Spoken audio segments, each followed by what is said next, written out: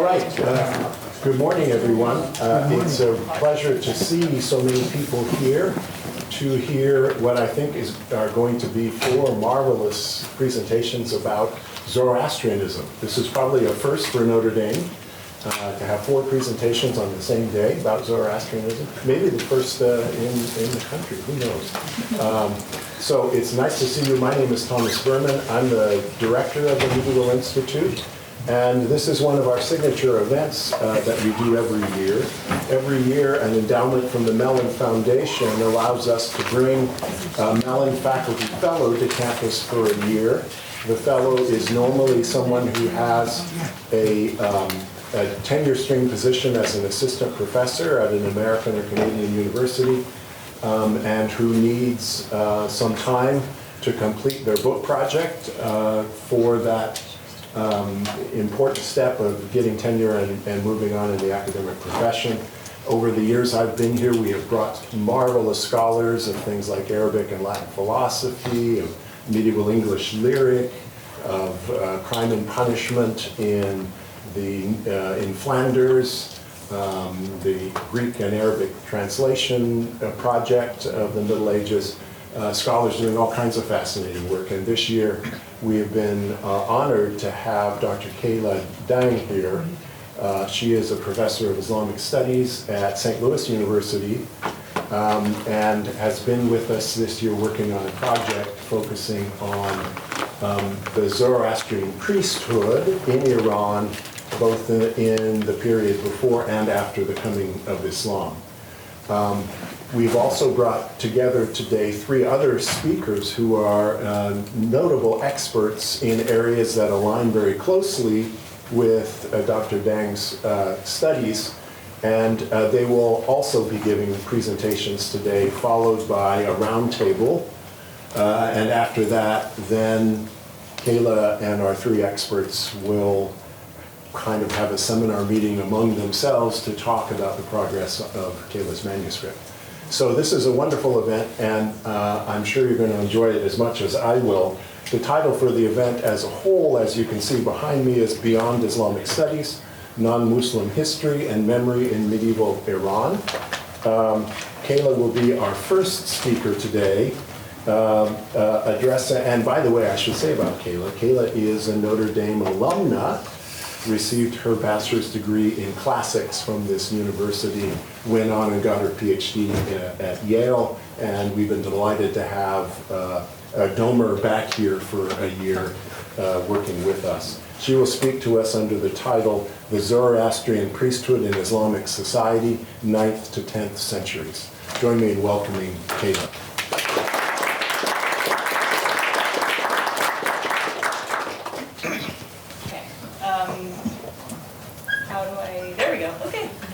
Thank you all for coming here today, especially the other speakers who will speak after me, all in ways sort of broadening the idea of what Islamic studies means. So I really appreciate you being here and taking this time. Thank you for everyone here in this room.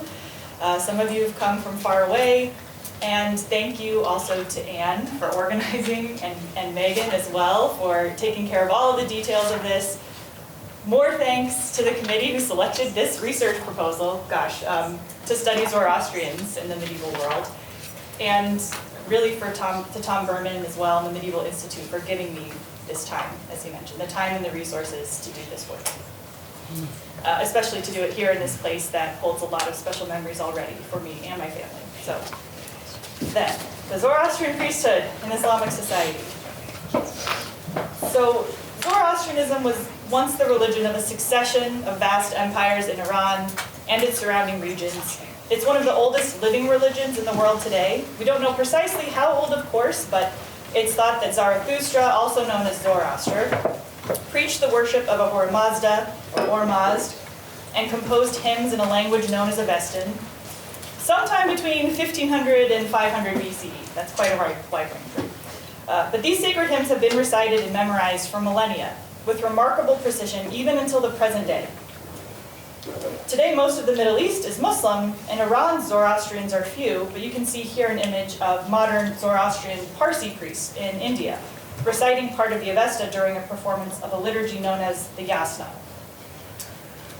The memorization of the Avesta is still passed among Zoroastrian priests from father to son, primarily, historically, through an oral transmission and recitation, but more and more today with the aid of writing.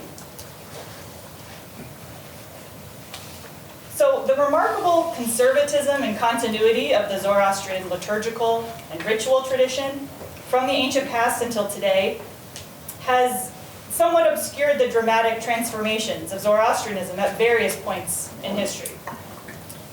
So you can see here modern priests, but a much more ancient depiction from the 7th century of priests around a fire altar as well. The image is striking in its similarity, but as I said, we need to complicate that picture more. Because it's almost as if this timeline will keep getting complicated. I'll keep returning to it, but don't worry, I'm not going to go over everything on it. But it's as if we could imagine that we could draw this clear line between these points, right, across time and space, and that a single point might be representative of the whole of Zoroastrianism, when in reality, it's of course much more complex. And my research, broadly speaking, examines one such critical turning point in the history of Zoroastrianism, indeed in all of the Middle East, or what we call the Middle East today, the Arab conquest of Iran, the collapse of the Sasanian Persian Empire, though not the end of its legacy, as we'll see. The Sasanian period had seen the height of the Zoroastrian priesthood as an administrative institution, a hierarchized bureaucracy of religious officials from the local level of the village priest, or mo, all the way to the highest office of the Mobedan Mobed, the chief of all priests.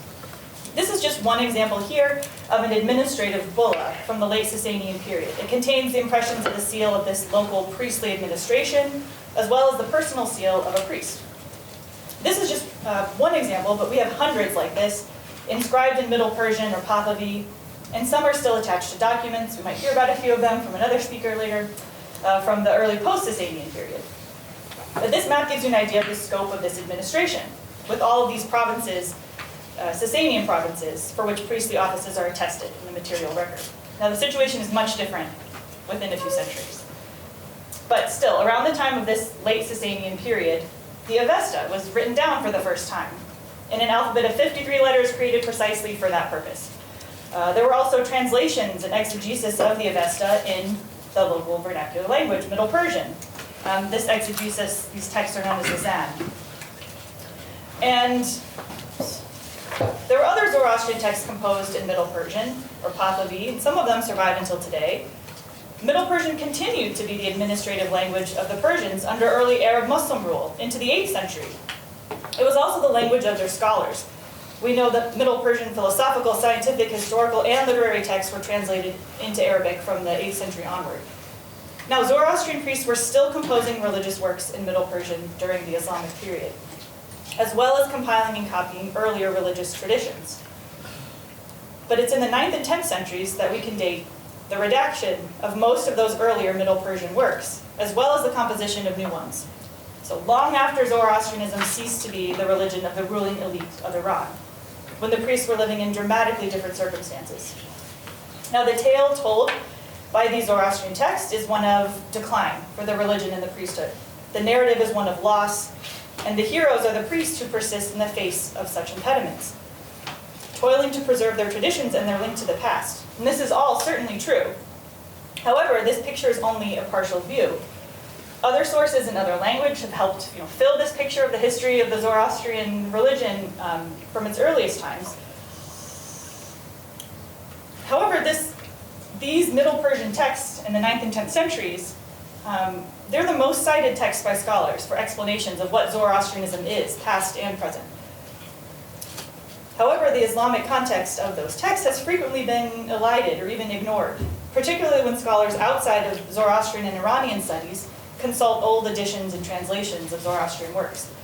This attitude has changed within the field of Zoroastrian and Iranian studies, with the last 10 years seeing many scholars interested in and examining the Islamic context of these Zoroastrian works, in dialogue with contemporary Arabic intellectual traditions and in response to the increasing Islamicization of Iran, including an important recent translation and commentary of the Zoroastrian work by Christian Sahner here in the front of the room.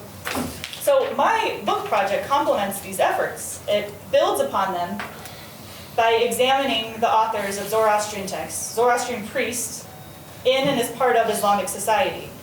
I use contemporary Arabic and some New Persian sources to offer an important counterpoint to and critique of Zoroastrian narratives of isolation and persecution, and perhaps most importantly, continuity with the Sasanian past, particularly by comparing the ways that the priests and the authority of their priesthood are represented in both sets of sources.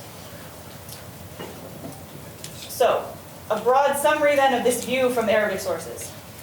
It's crucially one contemporary to the period of the Zoroastrian Middle Persian writing, redaction, and compilation and composition.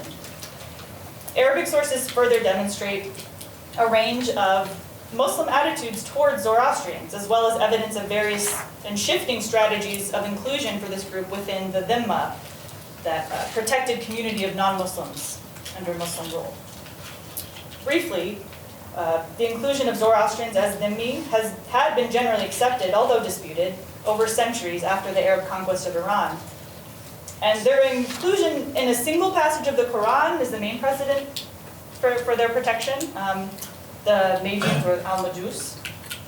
There's also the precedent of Muhammad and other early Muslim leaders accepting the jizya or the poll tax from the Zoroastrians, and reports of statements of the Prophet Muhammad and others that Zoroastrians were to be treated as people of the book. So al-Kitab, people of the book. Now, Zoroastrians clearly did not share the same book or scripture as Muslims, Christians, and Jews, the more obvious al-Kitab. Zoroastrians were self-proclaimed dualists, a fact that was acknowledged by themselves as well as Muslim heresiologists and other critics. But through a mutual process of adaptation and accommodation on the part of Muslims and Zoroastrians, this non-Abrahamic religion retained a place in the Muslim polity. Probably initially due to the sheer number of Zoroastrians in the heartlands of Iran and their administrative positions, many of which they continue to hold. But also due to the importance of the legacy of the Sasanians in the Abbasid period of Muslim rule. What I try to highlight in the book is, in part, the presence of the Zoroastrian Mobed, chief priest, in Islamic society, and of these priests, the role of these priests in these processes of inclusion and accommodation, as part of the Sasanian legacy and perhaps shaping it, in the Arabic literary imagination and the Muslim remembrance of the pre-Islamic past. Sorry, that looks a little funny there, but on the one hand, the Sasanian era Mobed, chief priest, appears everywhere in medieval Arabic literature that records the traditions of the past. Here the Mobed is a stock character of sorts, a generic sage who advises the Sasanian king. He interprets a vision or dream, and so on. On the other hand, Mobeds of the Islamic period also appear scattered throughout some of the same sources, as advisors or attendants to Muslim caliphs and emirs, also as learned scholars. They are also, or can be, embroiled, or at least thought to be, perceived to be embroiled in political and sectarian disputes. The lines between the Sasanian past and the Abbasid Golden Age are blurred by the nature of these Arabic anthologies, which are often written after both of these contexts ceased to exist. So, examined alongside Zoroastrian texts, Arabic sources shift the picture of the Mobed from a mere caricature to something more like this rock relief here at Taki Bostan. This is a Sasanian era rock relief in Kermanshah province of a Sasanian king, Khusro II, and his investiture. And modern scholars agree that the figure on the right is the Zoroastrian god Ormazd, but medieval Arabic authors thought that this figure, quite literally at the side of the king, was his chief priest, the Mobedan Mobed, an imposing figure of religious authority that both supported and was supported by Sasanian kingship. At the same time, he's still the Islamic era and their projection of the past. So contemporary Mobeds may well have played a part in this reimagining of the past. Because in the 10th century, Zoroastrian priests are also cited by Arabic authors as contemporary authorities. They quote them as oral informants. They talk about their books that they've read or have heard of. Some of the same names of these priests are also known from Zoroastrian sources. All this shows that the Zoroastrian Mobed was evidently part of larger Islamic intellectual, political, and social world. So if we commit to studying this context, 10th century Iran, we can learn far more about the Zoroastrian priests who authored these Zoroastrian Middle Persian or Pahlavi books, as well as about the society they lived in, Islamic society broadly speaking. Furthermore, It's really only in Arabic sources that we see how the authority of a single family of Zoroastrian priests claiming descent from a particular Sasanian Arab priest from earlier in the 4th century came to be sanctioned by the Buyid Muslim administration. They were given special privileges both within their community and vis-a-vis the Muslim state. So that's what I'll talk about the rest of this talk then. Right. So by the 10th century, Abbasid caliphal power was waning. The central Iranian lands came to be ruled by a series of Persian Muslim dynasties, variously claiming descent from former Sasanian kings or earlier legendary figures. One such dynasty was the Buyids, a Shi'i Muslim family from Daylam, a region along the southern coast of the Caspian Sea. In the year 955 CE, the emir of Dudadala, who was then just a young prince of the Buyid dynasty, he visited this ancient site known as Persepolis, the palace of the great Achaemenid Persian king Darius I.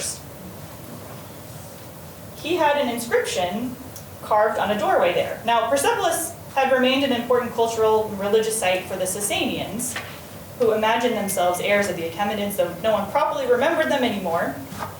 And Sasanian visitors to Persepolis in the 4th century left behind their own inscriptions in honor of their king of kings, Shapur II. These Middle Persian inscriptions are what Adudadala imitated centuries later, in 955 CE, on the same doorway with his own inscription, as you see here, which states that, that these earlier inscriptions were read to him by a Zoroastrian priest, or Mobed. So Adudadala's inscription here is one of several Buyid inscriptions at Persepolis, serving to link this new dynasty with its elite Persian past through conscious symbolism and display of continuity. They also styled themselves as king of kings. They even claimed descent from a Sasanian king. And evidently part of that heritage claimed by the Buyids extended to their tolerance or even support of Zoroastrians, who were still numerous in Fars, in Persia, when the Buyids made it their base of operations. Adudadala's Mobed also bears an interesting name, Marsfand al-Khazaruni, or Marsfand from Khazarun. His namesake is none other than a famous Zoroastrian priest from the Sasanian past, Alderbad-i Marsfandan. He's often referred to as the high priest of that same Sasanian king I just mentioned, Shapur II, in the 4th century. Alderbad is cited extensively in extant Zoroastrian Middle Persian literature as the restorer or arranger of the Zoroastrian religion. He's credited by many modern Zoroastrians and scholars for the orthodoxy of surviving Zoroastrianism, their word. This manuscript here illustrates the act for which Alderbad is most remembered in the Zoroastrian tradition, an ordeal by which molten copper was poured on him but did not harm him, thus proving the truth of his religion. It's in the 10th century, particularly in Arabic sources, that Alderbad, the Marsfandan, is put forward as the progenitor, the genealogical forebear of the Islamic era Zoroastrian priests. A genealogical claim parallel to those of the Buyids and other dynasties of this Iranian intermezzo. The Buyid secretary, Abu Ishaq Ibrahim Asabi, records in his diwan, his collection of letters and treatises, he records an edict of the emir Samsam ad-Dawla, dated to 986 CE, addressed to the community of the Magians, or Zoroastrians, from the descendants of Alderbad ibn Marsfand. This edict further confirms certain rights for these particular Magians under the covenant and protection, ahd wa dhimma, of God and his messenger, the Prophet Muhammad. Moreover, it states that the edict is a response to a petition made by these Zoroastrians.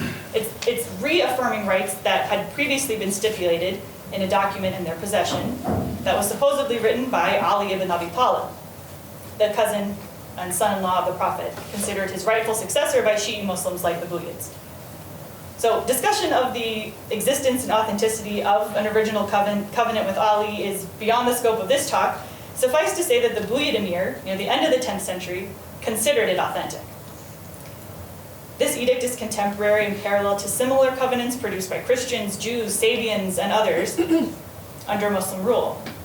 But the Buyid edict for the Zoroastrians is the only example of its kind, though it does bear remarkable parallels with these other covenants, as well as with a Zoroastrian covenant known only through a much later Parsi, Indian recension, that has mostly been dismissed as a modern forgery when discussed at all. So I talk about this more in the book. I show that the Buyid edict is an independent witness to this other covenant tradition. And furthermore, it affirms all of the claims of that covenant, including the recognition of the single family of priests from this particular family and leadership of their community as well as their exemption from payment of the jizya, the poll tax, that hallmark of their acceptance as one of the protected dhimmi communities, along with their exclusive right to levy that jizya from their co-religionists, to exercise judicial authority within their community as well. So this is an example of their leadership being authorized and supported by Muslim authorities. And this view is totally lacking in Zoroastrian sources. So all of this, of course, is also contemporary to the compilation and composition of extant Zoroastrian Middle Persian books, particularly the Dang card, or called the Acts of the Religion, it's always translated. But this is one of the most important Zoroastrian works, the most cited by scholars. It mentions the Sasanian priest, Adurbadi Marspandan, all throughout. But in fact, the oldest colophon of this work says that it was copied in Baghdad in 1020 CE, and it explicitly credits, for the first time in extant Zoroastrian literature that I can find, it credits the family of Adurbadi Marspandan for the work and for preserving this work. So, Zoroastrian priests had their own internal narratives of continuity with the past. And we don't have time for a deep dive on those here today.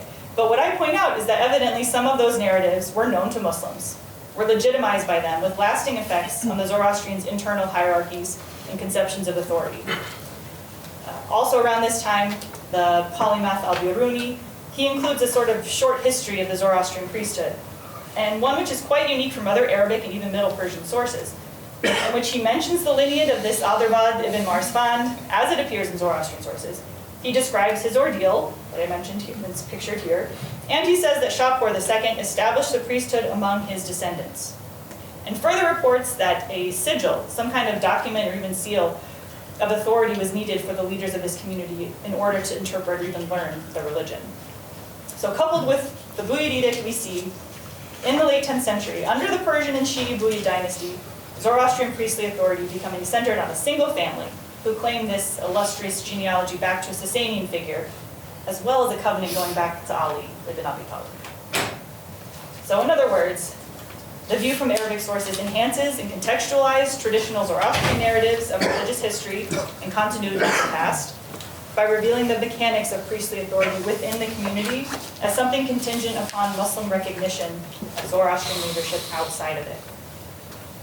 As I said, this perspective will be lost by only looking at Zoroastrian sources. So all this goes to show that the Zoroastrian tradition was preserved in spite of Muslim rule, but also in a way because of it. Arabic sources demonstrate the complexity of Zoroastrian history, they give an agency to its priesthood, and remind us that their books did not exist in isolation. A good reminder for a field of scholarship, Zoroastrian studies, that has focused primarily on Zoroastrian text. The Zoroastrian Mobeds, who wrote them, and perhaps many more that we don't even know about anymore, were part of Islamic society and also a part of Islamic history, both real and imagined. These are the priests that preserved the Avesta and the religious text as we know it until today, and they deserve their own study, so thank you for hearing this out.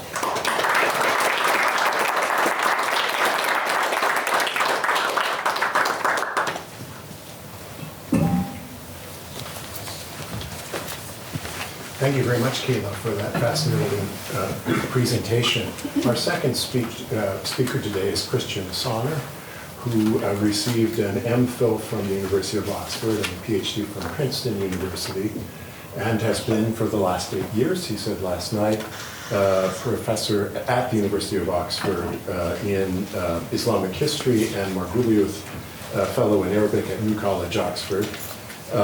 He is widely known for many scholarly works, but I'll mention the name of one book, Christian Martyrs Under Islam, Religious Violence and the Making of the Muslim World, published by Princeton in 2018.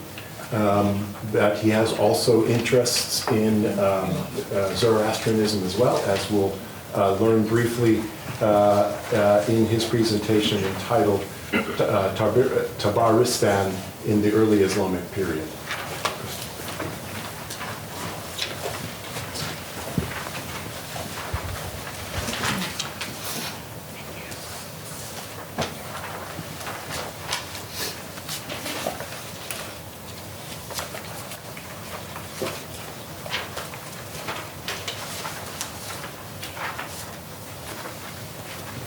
Oh, super, it's up, great.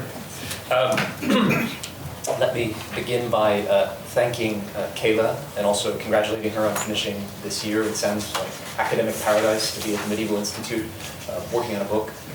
Thank you to Tom and everyone at the Medieval Institute for your hospitality. It's wonderful to be back at Notre Dame. I'm going to give you a small snippet of some current research that I'm working on that conveniently relates to the subject of today's seminar, namely Zoroastrians in the early Islamic period. I'm basically in the middle of writing what will probably be a long book, which is essentially the history of mountainous regions and what began as the early Islamic Empire. And one of those mountainous regions is the Caspian in northern Iran, a region that is known by many names, including Tabaristan, today Mazandaran. And that is a region that is distinctive, in part, because its Zoroastrian population remained very, very large, culturally, religiously, and significantly politically vital for a very long time after the Islamic conquest of the rest of the Iranian world. And I want to give you a small and fascinating window into that world, into that Zoroastrian afterlife, post-Sasanian afterlife, through a collection of Pahlavi documents that have recently been discovered and worked on by other scholars. And hopefully that will tee up, or at least enrich some of the big picture that Kayla has given us on the subject of priests. So I'll give you some broad introductory slides, and then I'll tell you a few more specific things. So this collection of documents is called the Tabaristan Archive. It consists of currently 34, Pahlavi legal documents from this region of Tabaristan on the Caspian Sea coast in northern Iran. The documents are written on parchment as well as cloth, most with between 1 and 2 seals that are affixed. I won't say much about the seals, which are fascinating and revealing in their own right. I'll focus on the documents themselves. The shortest document is only about 5 lines long. The longest document is very substantial, 34 lines. For a historian, one of the great joys of studying the Tabaristan archive is we have dates. All of the documents are dated. The earliest to 722 to 23 of the Common Era, and the last one, 758 to 759 of the Common Era. These documents are the product of a local dynasty in the Tabaristan region known as the Dabuyids. The Dabuyids bore the title Isfahbad, something I'll come back to in a minute. And they basically ruled this region of Iran, which was not yet integrated into the wider Islamic Empire, from the time of the conquest, the middle of the 7th century, until the middle of the 8th. What is fascinating about the documents is they essentially provide us a window into a post-Sasanian Zoroastrian state that kept on keeping on despite the massive political and religious changes sweeping through the rest of the Iranian world. These are not our only Pahlavi documents from late antiquity or from the early Islamic period. Along with the Tabaristan archive, there are Pahlavi documents that come from Egypt, from the brief period of Sasanian occupation during the 7th century, just before the Arab conquest. We have Pahlavi documents that come from the region of Qom in northern Iran, and finally Tabaristan. I speak mainly as a scholar of late antiquity and the early Middle Ages, someone who's interested in the history of the early Islamic Empire. There's a huge amount in these documents that fill in that picture of that crucial time. And I think studying these documents is also indicative of a wider shift for anyone who is interested in the late antique and medieval Middle East, the documentary turn. That is reflected in the study of a wide array of documents from different places. Just to put my finger on one of the most famous, the documents of the Cairo Geniza, which have transformed our understanding of the social history of the medieval Middle East, not just the history of Jews, but indeed the mixed society they occupied with lots of other groups. So the Tabaristan archive belongs to this wider, I think, documentary shift in the field. I am a bit of a Johnny-come-lately to the study of the documents. I will be very upfront with you. Without the pioneering work of other scholars, processing, translating, producing reliable editions of the text, it would be impossible to do the kind of historical contextualization that I am doing today, hopefully with you, and which will feature in the book that I'm writing. But basically, they're of unknown provenance. They come from this Mazandaran region in northern Iran, from a private collection, but beyond that, we know very, very little. The first preliminary editions and translations were produced by the great French Iranologist Philippe Gignoux between 2012 and 16. We also had analysis of the seals by the well-known French sigillographer Rika Geisslin as recently as 2023. The really reliable additions and translations come from two other scholars, Dieter Weber and Maria Matsuch, both well-known scholars in this field, who have been working on these documents and publishing them since 2016. And it's those additions and translations that I rely upon for my own work. Working on these documents is tough. For anyone who has studied Pahlavi, whether you have the most beautiful and legible edition or not, it is a tough language to decipher. And those difficulties are compounded by the peculiar features of documents as a type of source. The Pahlavi script is extremely difficult to read. These documents are shot through with legal terminology that is difficult to decipher. There are proper names that, due to the quirks of the script, could be read in a wide variety of different ways. Just to give one example, the documents have some fundamental relationship with a village that has been, whose name has been read in wildly divergent ways across the past, say, 10 years of scholarship. Is it called Askenrad? Is it Haspinrad? Is it Aspgurd? These names bear a superficial resemblance to one another, but the difficulty in establishing the proper reading is indicative of this bigger problem. What's also exciting about the documents is that they present us with a reflection of Sasanian law, the continuation of Sasanian law well after the collapse of the rest of the empire. From my point of view, as a historian of this wider Islamic imperial system, what is striking to me is that despite these massive advances in our studies of the documents, especially their legal context, there has been relatively little attention paid to the immediate 8th century environment in which they were produced. So what is the wider world that these documents are telling us about? And that is what I want to tell you a bit about today. Just very briefly, this is the geographical context for the documents. This is a snapshot of a wider map of early medieval Iran. You'll see that the region of Tabaristan sits at the southern shore of the Caspian Sea. This is a seriously mountainous region. The highest peaks in the mountainous range you find there, called the Alborz Mountains, are 5,600 meters above sea level. That's a seriously tall mountain. That's Mount Dimavand. The Caspian consists of several distinctive subregions. We have Tabaristan, of course. We also have Daylam, which Kayla mentioned in her presentation, Gilan, Jorjan, etc. Because of its rugged terrain, this was an area that was extremely difficult for the early Muslims to conquer. As a result of the difficult terrain, there were also fewer incentives to attempt to conquer it. It cuts both ways. So it was finally annexed by the Abbasids, the second great dynasty of medieval Muslim caliphs in the middle of the 8th century. That is over 100 years after the first battles, the first operations that led to the conquest of Iraq and Iran.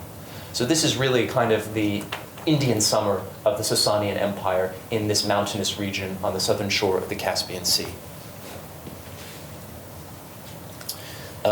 What about the Caspian in late antiquity before the rise of Islam?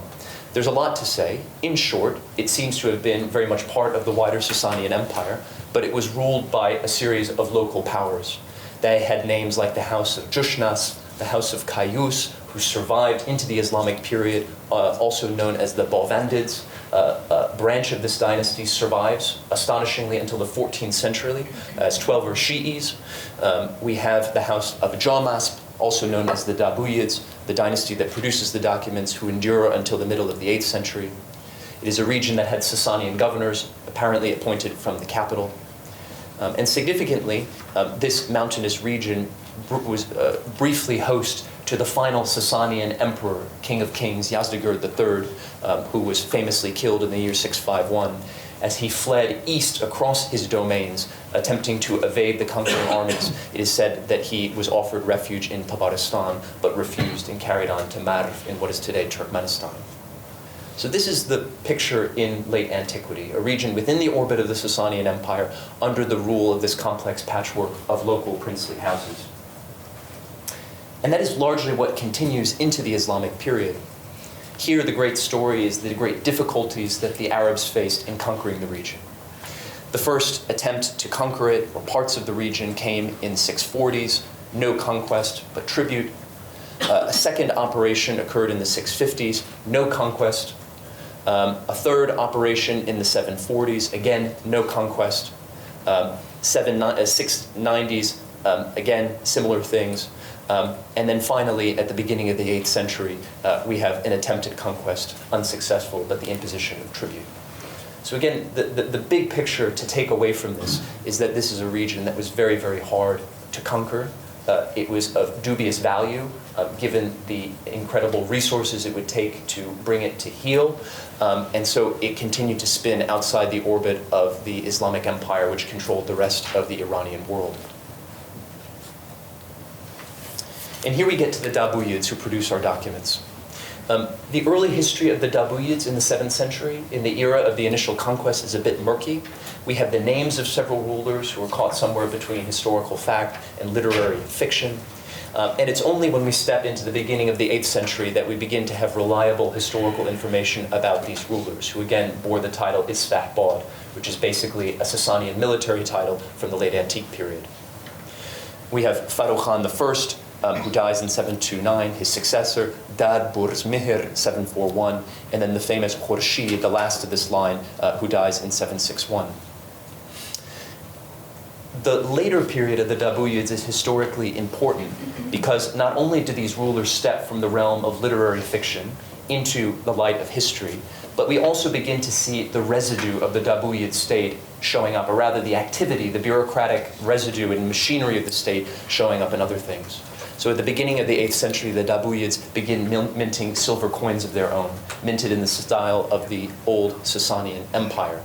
The earliest of these coins dates to 711 to 12, which is roughly the same period when we get our documents, and I don't think that that is a coincidence. Interestingly, it is also in this period that we begin getting reports about these local princely houses, but from completely left field. We have reports about diplomatic embassies sent from the princely houses of the Caspian to faraway Tang China, where they're basically petitioning the Tang emperors for military and political help as they face the threat of the Arabs breathing down their neck. So the beginning of the 8th century is a key moment, and this is precisely the time in which our documents appear. So let me go from that broad overview to some specific comments about the documents. So Tabaristan is mentioned explicitly several times in the documents.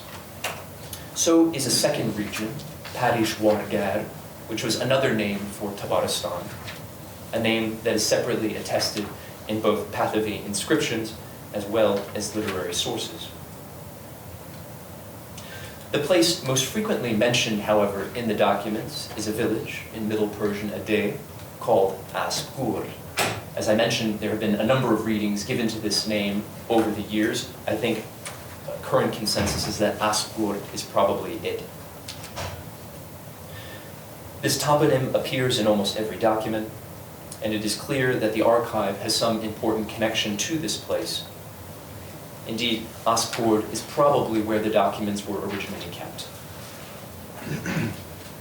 Unfortunately, we have no idea where it was, if this is indeed the correct reading. It may be significant that Askur is often mentioned in connection with a quarter in Middle Persian, a tasug, called Deli Delon, or less frequently, De Delon. Scholars surmise that Deli Delon was the larger area to which this village Askur belonged. Several individuals in the documents have names that include this toponym Del, possibly indicating a regional identity of some kind. Rika Geislin, who I mentioned at the beginning of my talk, has suggested that Delon may be connected to the name Deilamon, the name of the mountainous region just to the west of Tabaristan, a name which passed into Arabic as well as New Persian as Dailam or Deilamon.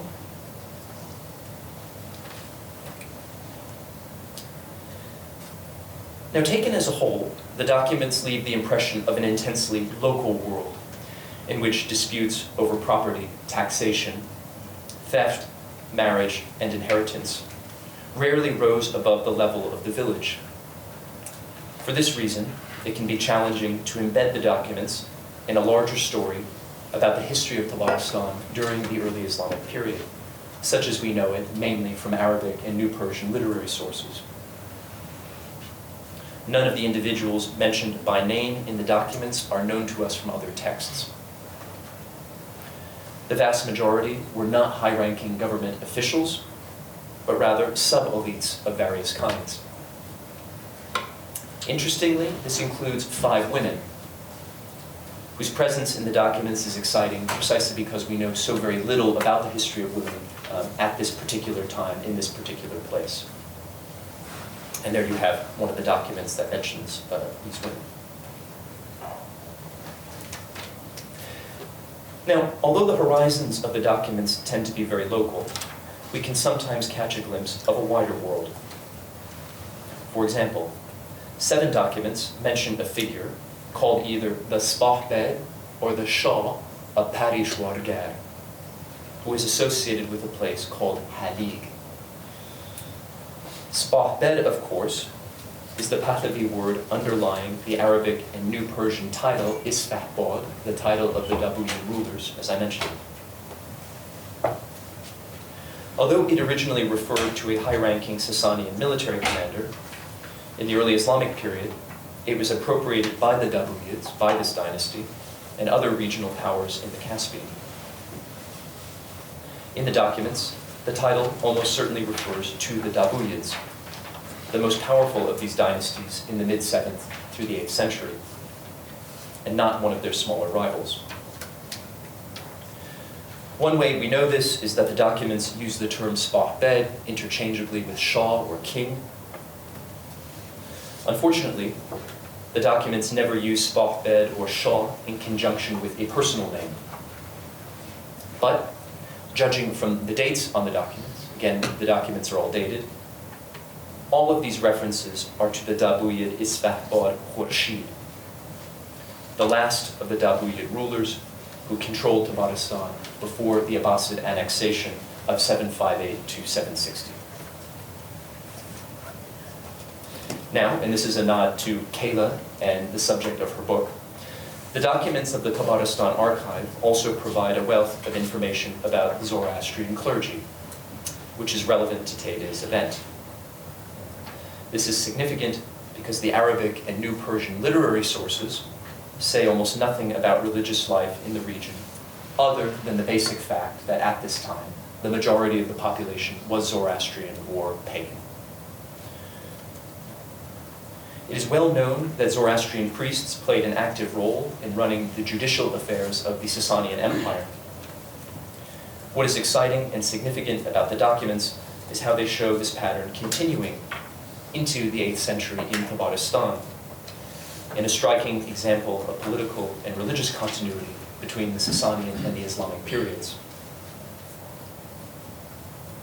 For example, a man named Windad Khwarshid appears in 3 documents ranging in date from 732 to 758. He is described as the Rad of Parish-Wargar, a post he clearly held for a long time, and which seems to have had a broad geographic remit. Rad, meaning spiritual chief or master, is a title that appears in other Pahlavi sources. He was a high-ranking Zoroastrian priest with legal competencies. In the words of Maria Matsour, who has studied the legal context of these documents, these duties included the capacity to revise the judgment of the lower state judges, the Dodwars, and to preside over courts of appeal.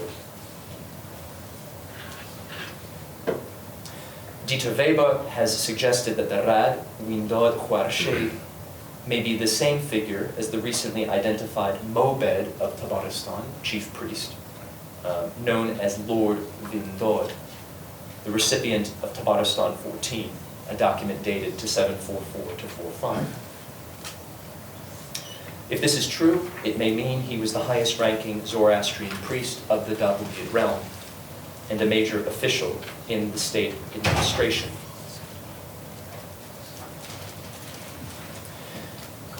Now, the role of Zoroastrian priests in the legal system is not the only indication of continuity between the Sasanian and the early Islamic periods.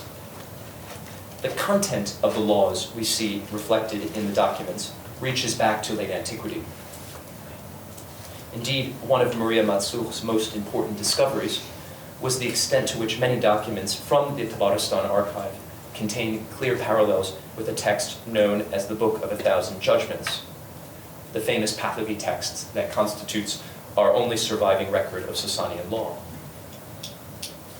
This discovery is exciting for several reasons.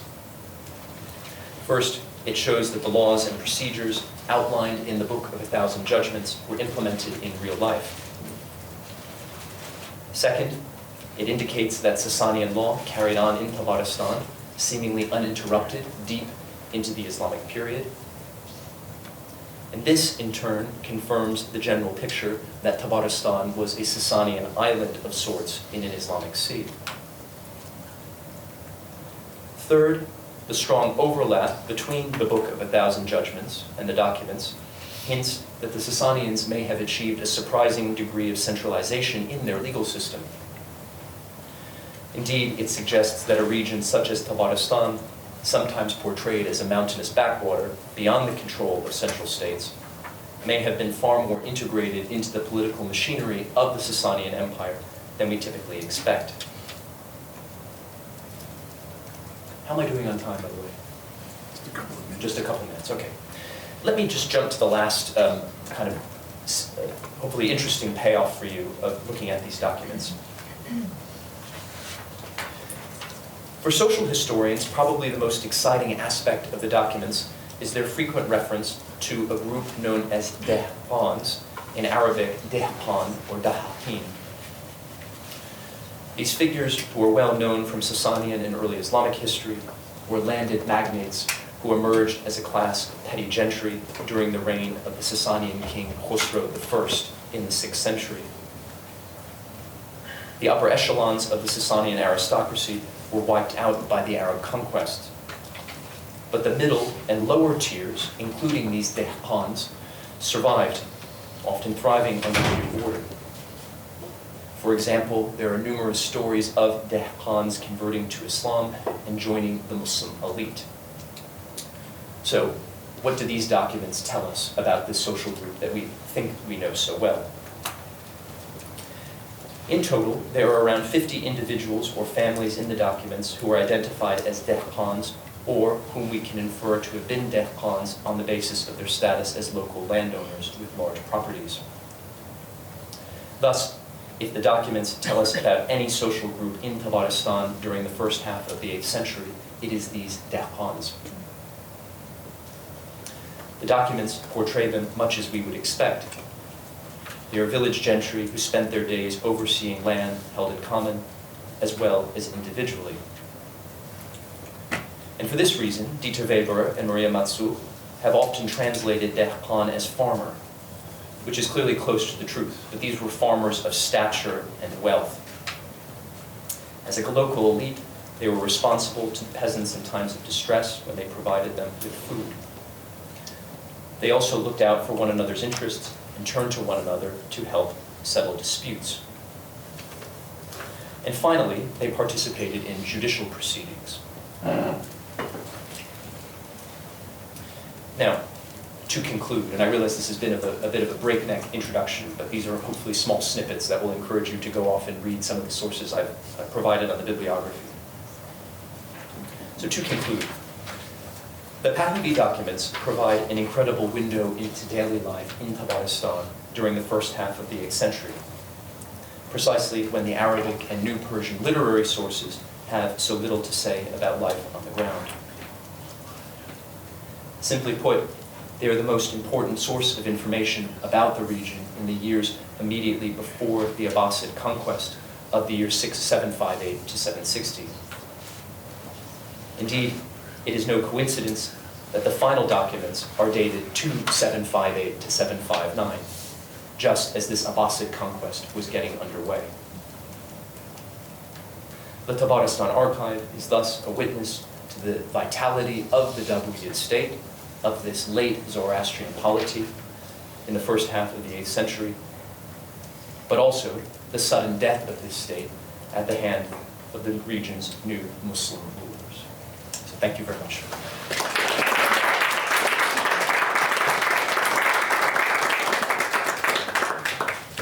Well, thank you very much, Christian. All right, welcome back for the second part of today's Mellon Colloquium. I'm very happy to introduce both a collaborator and a longtime friend and a remarkable scholar, Alison Vacca, who is now a professor of Armenian studies at Columbia University, but I first came upon her when she became my colleague at the University of Tennessee some years ago. I think the best collective decision we made as a department was to hire her. Alison received her PhD from the University of Michigan, is a scholar who works in multiple languages, particularly Armenian and Arabic, but also Persian, and I don't know, a whole, like 5 others at least. Does remarkable work. Are we having sound problems? I think the question is whether the slides aren't showing. Oh, okay, okay. They'll be switched over. Okay. Yep, no worries, we got it. Everything's okay, very good.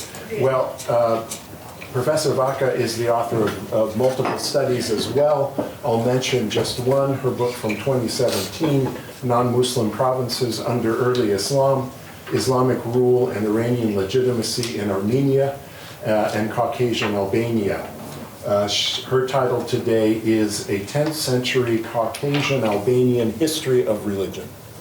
Okay, Go. awesome. I had a different one, but see, okay. Wonderful. Well, thank you, Tom, for the introduction. Thank you to Kayla for inviting us, and thank you to the Institute for bringing us. I'm really happy to be here and have a conversation about such wonderful things today from a number of different perspectives. So I know I've already made the joke multiple times, but I'm going to repeat myself that the Monty Python and now for something completely different. So I work in the area, let me pull up a map so you know where I am. I work in the area between the Black and the Caspian Seas. And there are 2 main things that you need to understand about the area to kind of get where I'm going. Number 1, it's the northwest corner of the Iranian cultural sphere. So people living in this region are active participants in Iranian culture and politics. Number 2, it's also the edge of empires, which means that this is the borderline, effectively, it's particularly on the eastern part over here, the border between the Sasanian Empire and the Huns, and then the Islamic Caliphates and the Khazars. So my first book, as Tom pointed out, is about sort of the construction of Sasanian pasts in the Abbasid period. It draws a lot in terms of ideas on Sarah's first book as well. And the idea behind the first book was to think about what brings Armenian Christian sources and Arabic Islamic sources together. And the answer to that are stories about the Sasanians and Iranian traditions of rule. So I think that makes a lot of sense then to bring to the conversation today in terms of talking about continuities and how those continuities are constructed. That said, I would like to talk today about my current book project, which is different. And in order to understand where I'm going, you have to look north of the area that I've been working on, to the Khazar Khan. And I find that I find it interesting to hear how or what people know about the Khazars. And I assume, since I'm in a room of medievalists, that if you know anything, it's the fact that they are the only, purportedly the only medieval Jewish empire. I do not deal with Khazar Judaism at all. And instead, my project is about Khazar exogamy. And I find it fun because they marry everyone. Everyone. Sasanian emperors, Roman emperors, Kartvelian princesses, Barmaki Sulami, Partridge in a Pear Tree, all of them. I wanted to see if I could bring some of these stories to the conversation about Zoroastrianism. And you would assume that the examples that would fit best are the Sasanian emperors, but actually they're not. Most of the sources on Sasanian emperors marrying Khazars are from a later period, particularly things like Qazvini, writing in the 13th century. And the Sasanian emperors sound very Muslim. You know, they pray by prostrating, and the angel Gabriel shows up, and these stories of the Sasanian emperors are not necessarily going to fit in a conversation about what Zoroastrianism is. And in fact, the only one that deals with Zoroastrianism is this one. It's supposed to be darker, the Hun Hakan. And so that's the story I want to talk about today. I want to look at the story of the Christianization of the Caucasian Huns. And in the middle of this story, there's a record of a marriage between a Christian Hun Hakan and a tenuous Khazar Hatun. And I want to make 2 arguments today, one of which I think you guys will probably be all like alongside me and believe it. The other one I think is a bit more of a stretch. The first one is that we don't have clear access to discussions of this marriage and what it meant. what we have is a record by a Caucasian Albanian Christian historian. And so we see this description of Tengrists and Tengris conversion to Christianity through his lens. So I feel like this one is okay. I'll walk through it and kind of prove it to you, but I think it's probably less of a difficult sell. For the second argument, I want to step out on a limb a little bit more and see if I can take you guys with me. I want to argue that this Caucasian Albanian Christian historian isn't particularly worried about Tengrists. But if you look at what he's worried about throughout his whole history and the types of things that he has, the language that he has to be able to describe this marriage, he's much more concerned with Christian Zoroastrian marriages. And one, you kind of need to know the backdrop of the other. So, in order to argue this, I'm going to go through, you can see my plan of what I hope to talk about today. I want to give a 2-minute explanation of Caucasian Albania because I assume that not everyone in the room is working in Iran, so you have a sense of where and what I'm talking about. I do want to briefly walk through this idea that the Tengrism is coming through this Christian Albanian perspective, and then I want to do these quickly so I can get to the Zoroastrian part rather than leave it to the end. Leave the good stuff to the end and not have to talk about it. So, let me give a very brief introduction to Caucasian Albanian history. Effectively, the very first insight we have into Caucasian Albanian history is going to be through the lens of Iranian political norms, meaning that the first stories we hear are Arsacid, a little bit Mehranid, but mostly Arsacid, rule in Caucasian Albania, which means that they are integrated into, they're looking south, effectively. There are also provinces within the Sasanian Empire, so you can see this map on top. For the 6th century, the purple is the Sasanian Empire, and Albania is here. Centered around Partav. The story of the transition from Sasanian to early Islamic rule is a really interesting one, and I would love to just stay here the rest of my time and talk about it. But I think I'll just give you a 2-second explanation. It is a constructed continuity between Sasanian and early Islamic period, and it is constructed around a specific person named Javanshir, who this is supposed to be an image of him. I have yet to find an art historian who could tell me why they know it's Javanshir, but here we are. Let's just go ahead and believe it. Javanshir was the Prince of Albania. He fought in the Battle of Qadisiyah in 636, where he was wounded and he withdrew from the battle and went back to Albania. On his way back to Albania, he happened across the Sasanian king, the Shah Yazdagirt, who lauded him and explained what an amazing prince he was. That he was the best thing before sliced bread, effectively, which this story is really funny on a number of different reasons. First off, Javanshir was extremely wounded, so he really lost the battle. He was running away at the time.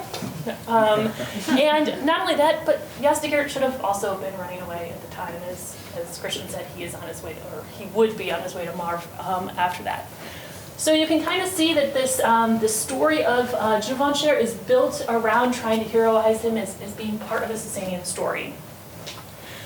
By the time we get the Islamic conquest, again the story is a little bit convoluted, but eventually Javanshir eventually goes to Damascus, where he meets with Muawiyah ibn Abi Sufyan, who is then governor of Syria, and it comes back to Albania laden with gifts, and including a talking parrot.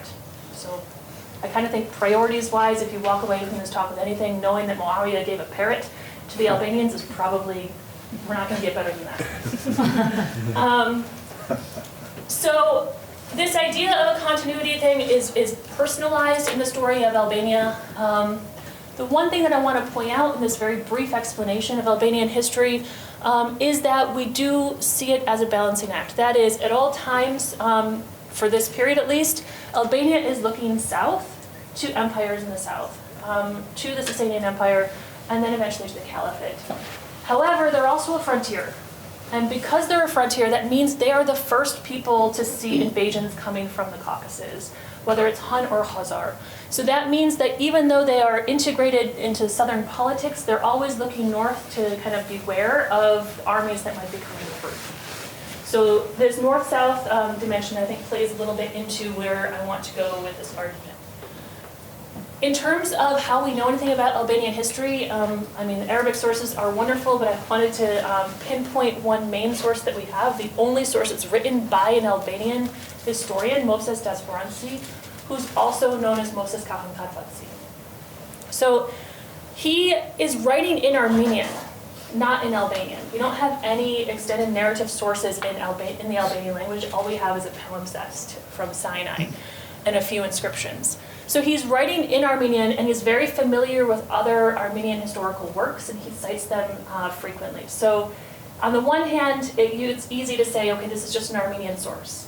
However, you can see how he kind of changes his stories in order to show how Albanian history is different from Armenian history, which I think is, it offers a very different perspective of these histories, including things like arguing for an apostolic backdrop for the Albanian church in ways that allow it to separate themselves from Armenians. So it's a 10th century source. However, the parts that I'm going to be talking about today are, have been tagged as 7th century sources that were swallowed whole into this 10th century source. So the passage that I'm interested in is Albanian missionaries to the Huns. I have to stand back here so I can move forward. In the text, we hear the reign of Savant, this kind of continuation story between Sasanian and early Islamic rule. And then you hear them talking about anxiety from taxes of the Kingdom of the South, which means the Umayyad Caliphate, in this case. Because they're worried about taxes, they know they can't handle being able to pay the taxes from the south and also to be able to protect from the north. So you hear them explain that they want to send a mission to the north to convert the Huns to Christianity in hopes of keeping the northern border stable. So an Armenian bishop goes from he's a bishop of Medzkohmank, which is here. He goes from Partav, which is Barda, up to Varachan, which might be better known as Balanjar from the Arabic sources. He meets with the Han Hakan el-Bahutver and converts him to Christianity. And then the Khazar Hakan sends a bride to el-Bahutver. So this is the core of the story. So if we start back with where we were before, if we want to understand what's happening with the Christian Han Hakan who's marrying a Tengrist Khazar Hatun, the first layer is this idea that we're getting it via Caucasian Albanian Christian history. So I want to briefly walk through this. Because the context is conversion, we're not getting a straight set of what Tengrism is. Some people have flagged this, modern scholars have flagged this as the most extended pre-modern discussion or description of Tengrism that exists. But at the same time, we have to keep in mind it's not Tengrism, right? It's someone trying to convert the Tengris to Christianity, which means that it's imbricated in all these dichotomies, just page after page of moving the Huns from lies to truth, from dark to light, from filth to purity, and that this extends over a number of pages, and it's backed up by parallelisms. So even the times where people say this is him talking about Tengrism, usually that's drawn into this sort of teleological expectation that the Tengris are going to become Christian. So, for example, Das Horensi describes the burnt horse sacrifices as a way to say, now they understand the true sacrifice of the Eucharist. That the Tengris, they worship trees, but we worship the true wood of the cross. So you can see how the parallelisms are actually going to feed into those dichotomies, where the descriptions of Tengrism are built around the expectation of a Caucasian Albanian Christian historian who sees this as a teleological project to get to Christianity. They were laid out better than that in my original. I think I lost some of it. So if we turn then to the marriage, one of the reasons I'm drawn to this marriage and try to understand what role it plays in this discussion and how then it could relate to Zoroastrianism, I'm interested particularly in disruptive narrative logics. So, for example, if el-Bahutver is such an amazing person that he managed to see the true light of Christianity, then why would you celebrate his marriage to a non-Christian? And the main example that we can use to talk about that is actually Javanshir himself. Because Javanshir was offered a Sasanian bride and said, no, I can't marry her because she's not Christian. So if the model of a pious Albanian Christian ruler is that they must marry a Christian, then how is el-Bahutver celebrated as a pious Christian ruler, but he is allowed to marry someone who's not Christian? And the second example of the Khazar involvement in particular is There's another passage in Des Horency's text that discusses Albanian attempts to convert the Huns to Christianity. And it tells a story of a different Hun, Hakan, who converts to Albanian Christianity. And the Khazar Hakan ends up going after him and killing him in a very messy way. And then trying to find his kids to kill his kids. So on the one hand, we have a story that's preserved in Des Horency that Khazar Hakan will chase down a Hun Hakan for converting to Albanian Christianity and kill him and everyone who knows him. And on the other hand, we have another Hun Hakan who converts to Albanian Christianity and he gets a bride. These are pages apart. So I'm not trying to argue that every text has a single narrative logic, but rather that the switch in narrative logics are a way to show some of this disruption, to see some of the ideas of what they're trying to get across, to shake out of the smoothing of the narratives, because you can start to see the seams in the stories of what's going on. So, what I think is going on, or at least partially going on here, is that it's not just about the Hun Hakan and the Khazar Hatun, but also about these other stories that Des Horency preserves in his history about Zoroastrian Christian marriages. And I want to pull on this idea of the excluded middle, which is that when one person is talking about multiple others, sometimes they develop language talking about one other that they then can apply to others, for lack of a better term. So you start to see a sort of false equivalency between others, because the core thing is the shared vision from the author. So let me try to explain that in a way that might make sense here. If you look at how Des Horency describes Tengrism, he says, using horses as burnt offerings, they worship some gigantic savage monster whom they invoke as the god Tengri-Han, called Ispandiat by the Persians. So in the story, which is many pages long, he actually only uses the word Tengri once, and the rest of the passage he refers to their god as Ispandiat. He also talks about another god, the god of lightning, Kavar, which fits very well with Armenian descriptions of Vahagan, who is the god of lightning, who you can read more about in James Russell's book on Zoroastrianism in Armenia. So what I'm trying to say here is that the kind of default other for Des Horency is Zoroastrian, so the language that he has to complain about the Tengrists is borrowed from that discourse that he's already got behind him. And this actually makes a lot of sense if you think about it, right? Albania was already part of the Sasanian Empire for centuries, and we're talking about immediately after the fall of the Sasanian Empire. So this means that Albanians are familiar with Zoroastrians, but if they wanted to go and meet Tengris, they had to leave Albania and go north into Khazar or Hun territory. So effectively, this is like the call is coming from inside the house type thing. This is what he's familiar with. So then if we look at some of the descriptions of marriage and what he's complaining about, for example, he's concerned about marriages that are where they marry their father's wife, they share one wife between two brothers, or they marry many women.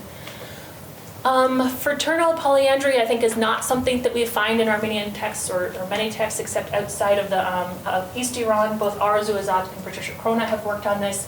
But the other descriptions of problematic marriages that you see in his description of Tengrism do show up very frequently in Armenian responses to Sasanian-era marriages. You can see in particular, Des Horency preserves references. I pulled one out in particular because it plays off, it shows how central it is to what he was talking about. He mentions the Albanian king Vace who rebels against Peros. And Peros, the Sasanian Shah, says, "Send my sister and my sister's child back to me since they were originally Magians, and it was you who made them Christians." And Vace's response to this is to say, "Sure, have my wife and my mother." Which tells us that Vace, as an Albanian king, had engaged in near-kin marriage. But it also tells us something about what Des Horency hoped to do with the story.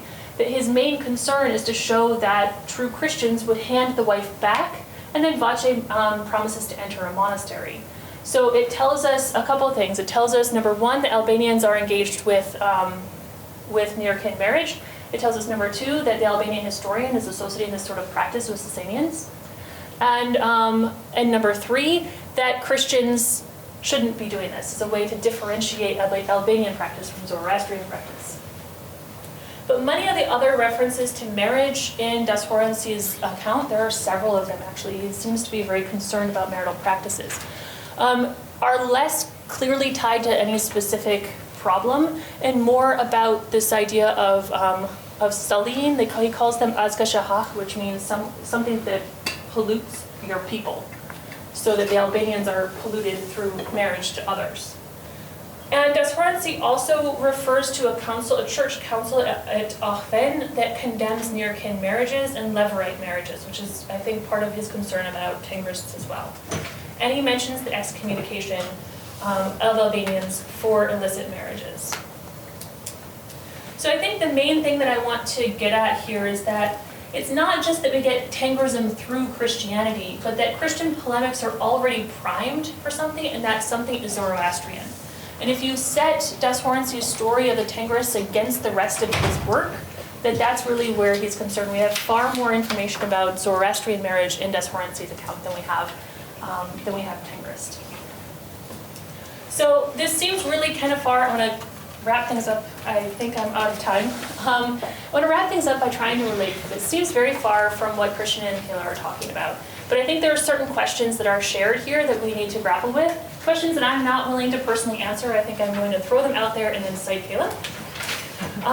Some things, for example, how do we use sources that are, quote, Sasanian era, but that have been updated or finished or recorded in the early Islamic period, like Das Horensi, for example?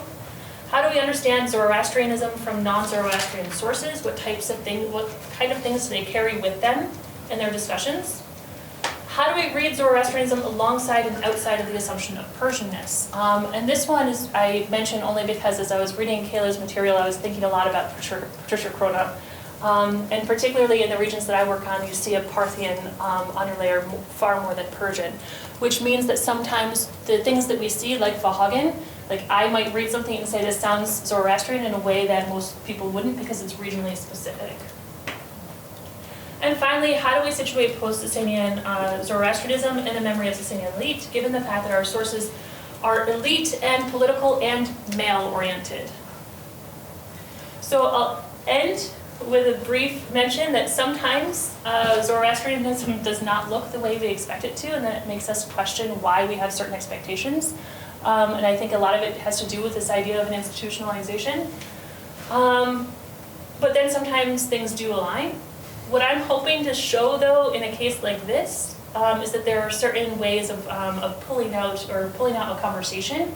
The two that I wanted to focus on are this idea of looking for narrative disruptions, as well as thinking about Zoroastrianism in a broader context where it's not Christian engagement with Zoroastrianism, but rather there's Christians, there are Tengrists, and there are Zoroastrians, and they're all in the same story together. And so teasing out how one responds to one through the lens of the other is a way of seeing it as a much more complicated story, much the same way that Kayla is doing.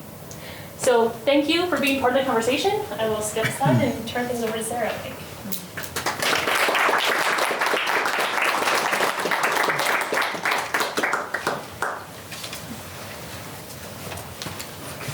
Thank you, Alison. Our final speaker today is Sarah Bowen Savant, who did a MA at the Divinity School in Chicago, just a little ways away from us, and did her PhD at Harvard. She is an expert on a number of things, including Iran in the early period after the coming of Islam, which is foregrounded in her beautiful book called The New Muslims of Post-Conquest Iran, Tradition, Memory, and Conversion, published by Cambridge in 2013.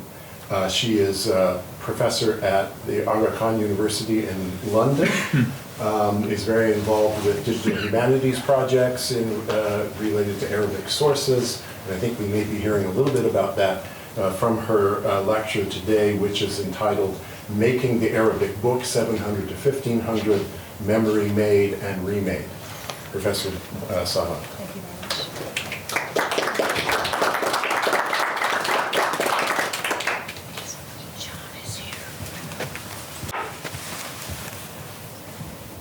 Okay, great. Fantastic.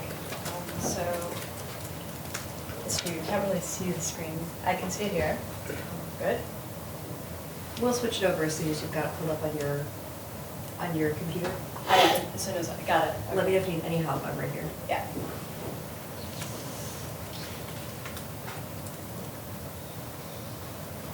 You got it? Yep, thank you so much. And this works too, I think, right? Should. I'm Okay, happy to good. come up and help if it doesn't. So thank you so much, and thank you very much, Kayla, for the opportunity to read the book, as it's in progress, and it's really been a joy to work through it. Tom for the invitation also, and Megan and Anne for all of the support and bringing us here. I said this is the best organized event I've ever been to. I really mean that, and it's been a lot of fun to prepare. So let me just do this. Good. So I'm going to echo Alison, and this will be a little bit different than the others, and that's probably the intention. I think we're meant to fill out and give you a sense of a field and the way in which we maybe talk to each other and then kind of reverberate out from some common questions. As Tom mentioned, my first book dealt with memory, conversion, and the early Islamic period, and I was very much interested in how, in the period roughly from the 8th to the 10th, 11th, and a little bit beyond centuries, Persians, and I have a lot to say about who these people were, became part of a wider Islamic story. And so I was working at that point to try to compare the way in which specific narratives changed over time. What were the specific terminologies? How was someone like the figure of Salman al-Farisi imagined as a figure? When did he become really Persian? What do we call this? There was a whole vocabulary about Iran and Persia that I became quite wrapped up in, and also a very big historiography, on these topics, because our field has long been engaged with questions about the early Islamic period, about Iran, about memory more recently. And all of these fields, let's say, have sometimes quite siloed conversations that can become very technical. So I'm sure this is familiar to you all. If you work on any topic, medieval or historical or literary, there's so many endless rabbit holes, that you can just fall into. And before you know, a day has passed and you've now finally worked out what that vocalization should be. But of course, 5 other people have a different view, on the same point. But most of them, anyway, lived 50 years ago. So this was kind of the context of my early work. I worked on a translation as well, and have given quite a lot of thought, to the issue of the Arabic sources and to some extent the Persian sources, the new Persian sources specifically.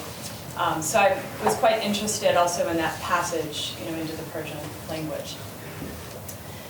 One of the things I kept finding, though, was that it was very hard to ascribe agency, to the writers, because you would frequently have a report, and then another report, and then another report, and you would discover that you didn't find in the third iteration, a unique taking, but it was embedded within a larger text that itself was repeating from the earlier sources. So what was the intention? Did the author really care when they carried over these Persian stories, these stories about Persians? Or was it just part of a larger project of an author who was compiling a large work? And this kind of issue of the, let's call it the meta-strategies of literary compositional practices really troubled me. It was a doubt, through the whole time I was working. It was partly also, I should say, awakened by working with the digital resources, which were just becoming available, well, at least to me, sometime around 2009 and 10 and 11. Most notably, one I think you've used, Kayla, Maktabat al-Shamila, which is a collection of Arabic texts, and you can search, although imperfectly, and it was already then available as a hard drive, which Wadad al-Qadi actually was the first person who introduced me to it. And in any event, I was aware that, sometimes I was going looking for something, but I was, I was really quite arbitrary about whether when I found it in the source, when I searched for it, if I was finding something that was really significant or not. And that troubled me. And particularly since the topic that interested me was memory. So who is the agent? What is the social group? And how are we supposed to understand today, what is intended? It just seemed so actually deeply problematic to me. And on top of the fact I was aware that we had the survival bias problem. So why do we have what we do anyway? What makes it into Shamala? What makes it into any catalog or library or collection? So this all troubled me. And that was the origins of the project that I'm just going to talk about briefly now. And the book, most importantly. So I have a book, it's copy edited, and I just have to send it back to the publisher. So what I'm going to talk about now is that, and then the application that relates to the book, meaning what anyone can go online now and use, including Kayla. So I have an example for Kayla. So the practice, or the project, deals with text reuse detection. And reuse is a term that was actually common in computer science, and my major partners have been computer scientists, also people who call themselves digital humanities people. I've now run a center for digital humanities, so I guess I'm also one. And essentially reuse we define as extended similarity. So it doesn't say that there's an intention. It's about aligning things that are similar.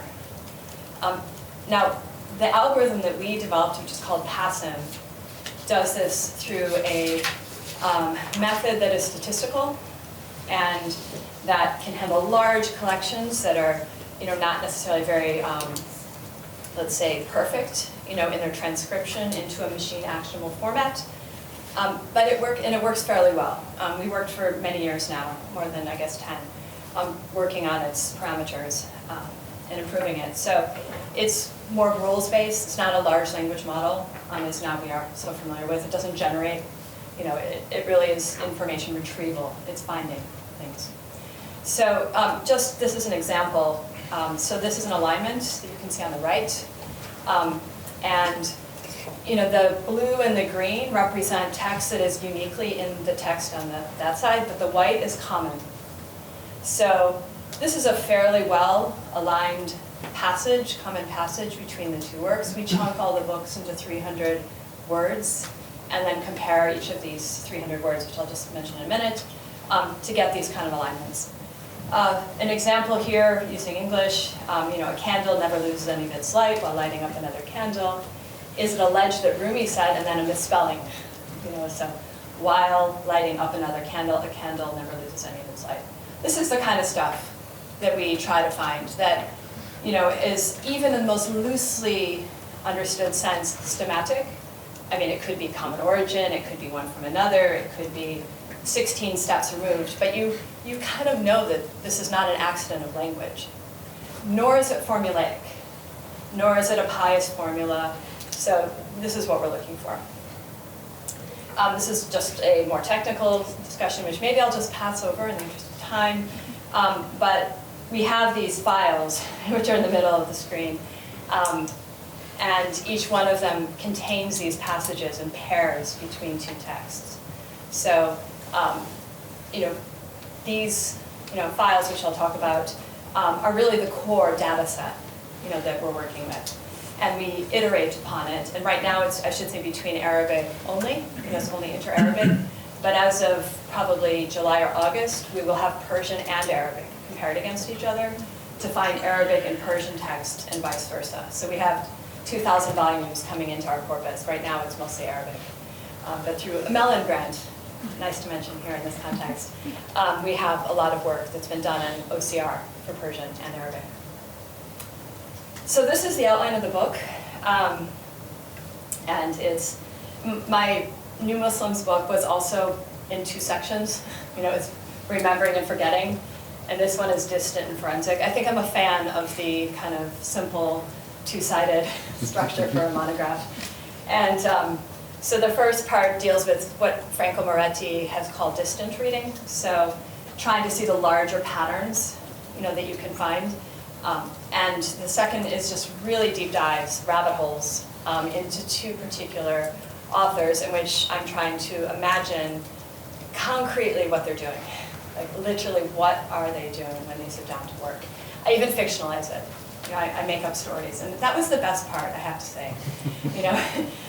The 5 different people who have written about that one vocalization, I just found it so liberating, to sit down and just, where was he sitting? What was the light like? What did he have for breakfast? This kind of stuff. It was so nice after years of fussing about details.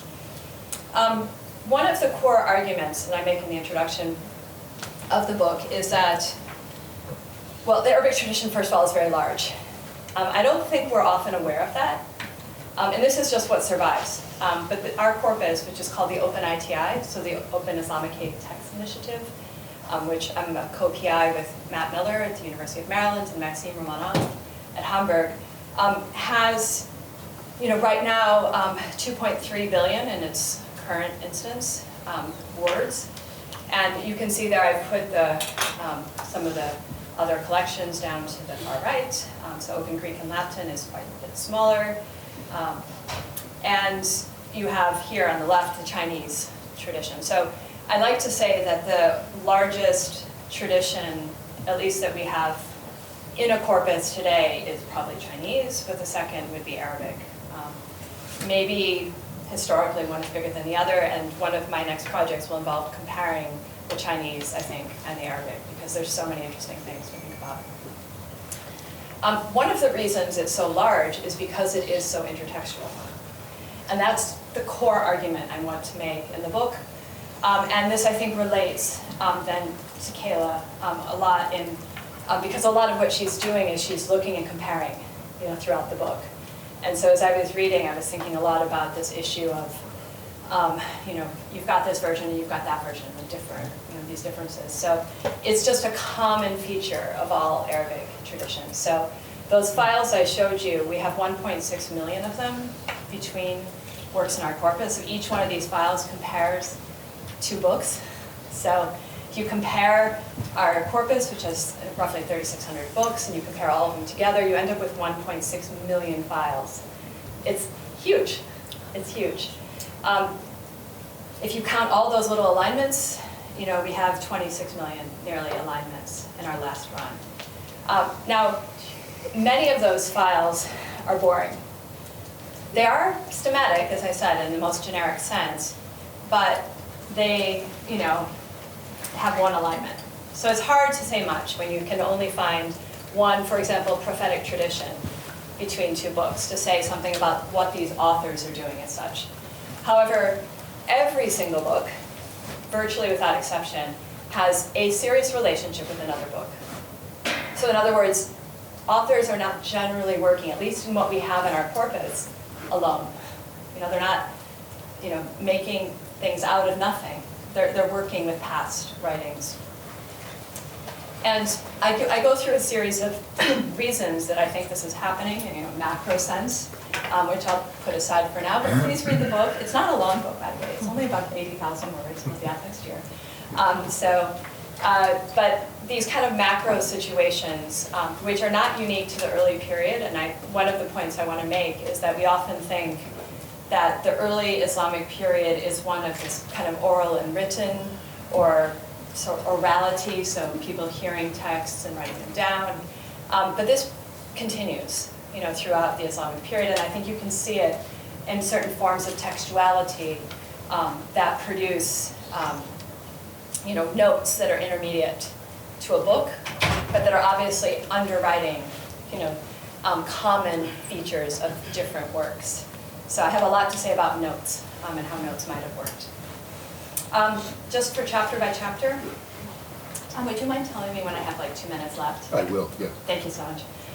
Chapter by chapter, the first chapter I tried to mathematically, make a schema, and this was the distant reading.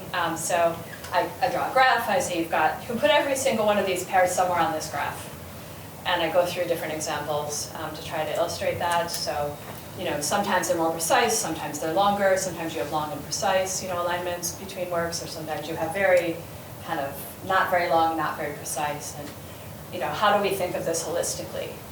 This whole data set, that I'm looking at. I also try to create sort of a kind of, if you compare any two books to each other, what can we see graphically? And I argue that you can kind of create like a visual grammar for the relationships that correlates to these files. So just to kind of briefly explain on each of these graphs, there's 4, has on the top one book and on the bottom another. And it's like each one is rolled out in a scroll. So if you consider the segments of the top and then the segments of the bottom, the red indicates where in one book and the bottom it relates to the other book in terms of the sequence of the books. And maybe the best example is the bottom left. You have 2 very closely related witnesses to the same work, but that are rearranged, so they cross. Those kind of wheat bales, represent rearrangement of the same book. And there's very definite patterns that when you begin looking at these, you recognize. So the top is, top right is a work that's been brought into another work. It's like been dropped, into it. So we have all of these that you can access through our web application. So you can look at any pair you might want and try to figure it out. In the second chapter, I try to then, after doing mathematical in the first, I try to think more schematically in terms of kind of categories or writerly practices, as I say. So I come through and I just create this kind of, again, schematic way of categorizing different types of practices. And I give lots of examples. Some where I do have data, some where I don't. And importantly, I don't have Arabic and Persian yet, but I try to talk about it, as important as an example. I put this in because there's, I do discuss this manuscript, but also this is the Jamasknama, which is a later Persian kind of history that deals with matters of Zoroastrianism. So I thought it might be interesting for Kayla. But also has text reuse all along the margins. In the second part, then I talk about forensic reading, so these close readings of different works, and I have 2 chapters. I won't talk about the chapters much, please read the book. But one of the key things is being able to count things. And because we have these machine actionable files, each one of these books has a file, you can start to make the pattern analysis again. You can think about how citation chains work, what vocabulary are they using, not just for one work, but across works. So what is the significant vocabulary at different time periods? This is important. We assume some things, we don't really know. But you can know. You can at least on some level create a statistical analysis, of what terms change over time. Personal names, another big problem and deep dive. And then also, how many books does work align? I ask all these questions about math, about each of these works. The first work I should say that I work on is Tabari's History, and that's probably the best studied book, I think, probably for histories, in the, at least in Islamic studies. And I have lots of things that I think I find, about this book that I didn't realize before, including trying to reconstruct the notebooks that he may have worked with. Ibn Asakir is the author in our corpus that created the largest work in Arabic. It's 8 million words. I ask people routinely if they know what the largest work is, and they normally don't know. And I've asked this to a table full of people who have written about Ibn Asakir. So it's just, we don't walk around thinking in numbers. It's just not how we generally think. But it's significant that it's not just big, it's like massively bigger, than any other work. And so how did he do it? Is my question. And you might think he copied lots of books, because that's what happens sometimes, is he copied lots of different works. So one scholar, Sahner, has argued he used a library, and he gives a list of all books. I'm at great pains to argue against that idea, because he doesn't cite the books, and because they don't align well, and there's all sorts of reasons to doubt it, so I go through all my reasons. And then I try to find evidence for books. And one of the things I think most relevant for this discussion that maybe we'll be having with Kayla is this issue again of intermediary materials. We talk about notes. There's also lists. And I found all sorts of examples of this term tasniya, which refers to a kind of list document. And I think this was somehow missed when scholars have looked at this because, well, they weren't looking at the stats. They weren't looking at the repetition of the terms. But for example, I've given here a whole series of them, and they don't occur once, but they occur dozens of times, sometimes the same term for a list. And to me, this suggests that the source base that people worked with, again, like what is the schematic relationship between all of this material, it's often not, a faithful, fixed document that passes on. It's more ephemeral material. And it makes sense when you think of the context in which people were often working. So this is true for scholar material. I think we should talk about documentary and legal contexts, as somehow interesting and different. But I need some persuasion, to think that there wasn't quite a lot of writing, that's hard to track now. Again, just for Alison's, for Kayla's situation, she writes a lot about Niskue, and this is just, I think, a helpful graph of those two relationships. But the top one would be Tabari's history, and the bottom one would be Niskue, and you can see, the relationship and where he's added the Iranian material in the beginning. So, yeah, there's just a lot to be done with these kinds of graphs. Now, 2 minutes? Perfect. Okay, so just my last point that I'll make, and this is for anybody, we have an open house, sorry, it's terrible to announce, but on the 16th of April. But the application that we have, what I did was I put one of the works that Kayla mentioned in her book into the application, and then I tried to find the passage, that she was citing to see what I could do with it. And this is very typical kind of workflow. So I put the Muwatta, so Malik, into it. You can see my little arrows. And then I wanted to see the relationship between it and the rest of the entire corpus. And this is the graph. So this, again, is from the top to the bottom is the arrangement is the Muwatta's sections and broken down into 300-word segments. And then all dates are to the right. And each dot represents an alignment to another work of the Muwatta.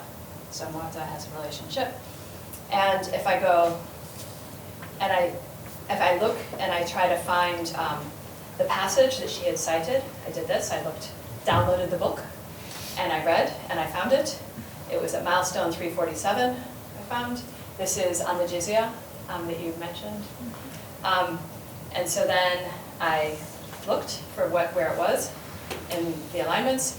And just the first context I could see, which was interesting, was that it's not something anybody else talks about very much. So, like in reading, you might think this was a really important part of the Muwatta, but it wasn't, or at least it wasn't quoted, and it's not precisely aligned to other things. Whereas you can see all those other dots represent other times over history where the Muwatta in this particular section that you were citing is quoted, but it's just not very much. I also looked at the bottom right, and the bottom, which those green lines that are kind of vertical show in that date another work that is precisely aligned to the Muwatta. And I did this, I looked to see your milestone aligning between those works. And it wasn't very precise because you can see on the bottom, it's more color than it is white, which indicates that there was not a very precise alignment, in at least the case of this commentary, which was the commentary on the Muwatta that I looked at. So this kind of forensic reading, I think, is helpful, and particularly the ability to align things, and read them side by side. And I hope that, yeah, that's all I have to say. Thank you very much.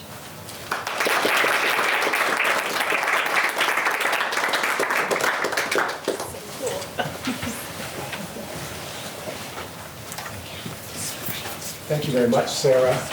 All right, well, welcome back for this final part of our Mellon Colloquium this year, which is an opportunity for discussion, questions, answers, comments. We have about 25 minutes time left, and so I invite first members of the panel to ask questions of each other if you'd like. And then we'll have some time, I hope, for questions from the audience. But let's start with any of you. Any of you want to raise points with any of the others? We've been talking since we left. I didn't know we were supposed to have a... No, that's okay. Yeah, We used the first ones up. yeah. Well, that's quite all right. If, well, make sure to raise a hand if you do want to ask a question. Let's turn it over to the broader audience then. Anybody with questions or comments for our speakers today?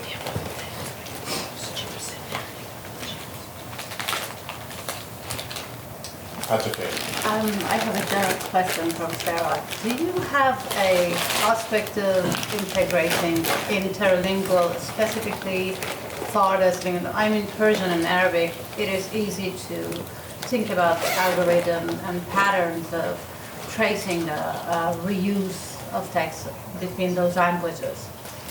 Do you have any prospect of like expanding the project to observing for reuse of text between farthest languages like Greek, Arabic, or Syriac, Arabic, or other?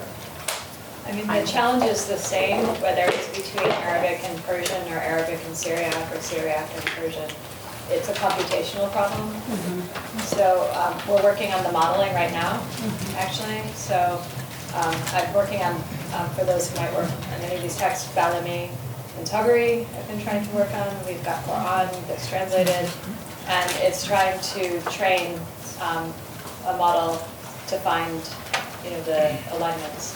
So we have a grant, and I just interviewed for a grant last month that would significantly advance the problem. So, inshallah. I also actually had a question for Professor Savant, which is that, so I'm an epigraphist and I work on the medieval history of South and Southeast Asia.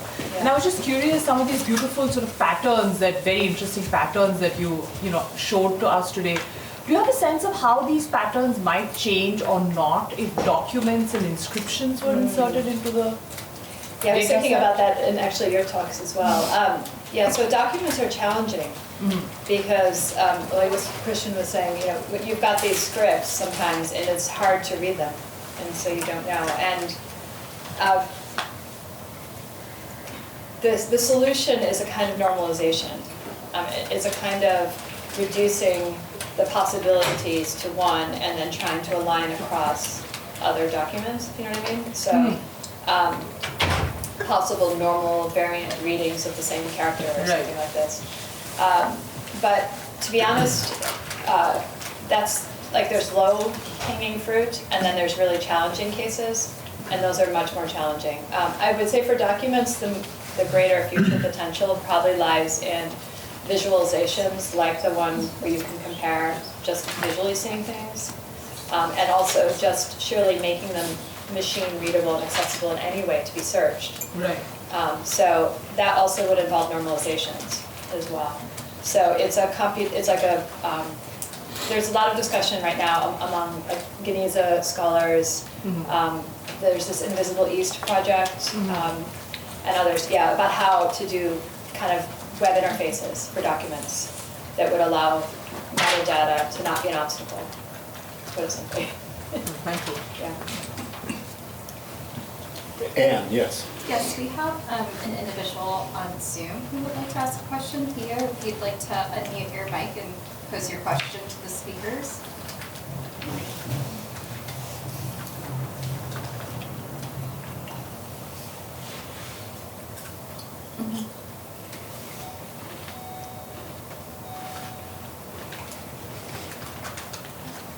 I'd also messaged Theo to let them know. Can you hear me? Yes. Yes. Okay, I'm fine with you. Okay. So my question is, should I just read my questions or should I give you just a summary? What do you want? Yeah, go ahead and read the question if you have it, yes.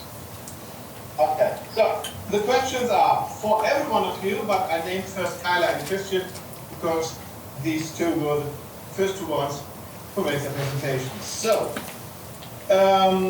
on the situation before the extensive Islamization of Iran, which means the first centuries after the Arab conquest. Question 1. In the Arab Muslim sources, how much of, let's call it concern, is there regarding Iranian subjects and their obedience? Question 2. This is about is it about dynastic concerns from Arab Muslim side, which means a possible Sassanid pretender? Is it about the national concerns, which means the antagony between Iranians against Arabs? Or are there any kind of religious concerns, which means the Zoroastrians will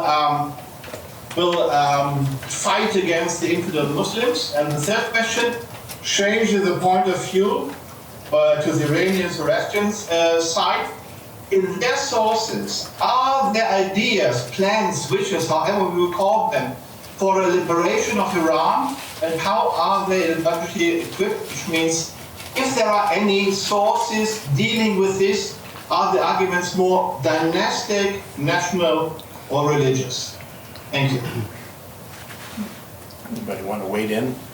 I'll try and answer some of that, maybe not all of it at once. So Zoroastrian sources do talk about the end of Arab rule. There are prophecies, even dates are given at various points that are, and then there are later additions to text because that date didn't happen. So there's a prophetic wish, an apocalyptic wish and prediction for the end of Arab rule. And that, because there's Zoroastrian religious texts, yes, the concern is mostly religious. It's the lament of the decline of the religion, what the priests have to go through, and foreseeing the end will come. Now, they don't talk about Muslims necessarily, though. They usually use words of either Arab, Tadzik, or those of bad religion, Agdain, something like that. And it's really hard to date specifically who and when they're talking about. It's mostly a reflection of the Arab conquest. There have been some attempts to identify other apocalyptic figures with even up to the Abbasid Revolution, like Muslim figures that are identified in these Zoroastrian texts. But that's mostly speculative. And I would say from the outside then, I don't think there's always a concern, right, that like on the part of Muslims that maybe the caliph, like Ma'mun, is being too Zoroastrian or too Persian, and maybe the Sassanians will come back and rule, right? But these are accusations cast against him, often through much later sources. It's all hard to piece together in the moment of when these things are happening, and I don't think that the Zoroastrians are ever really seen as a big threat. I don't.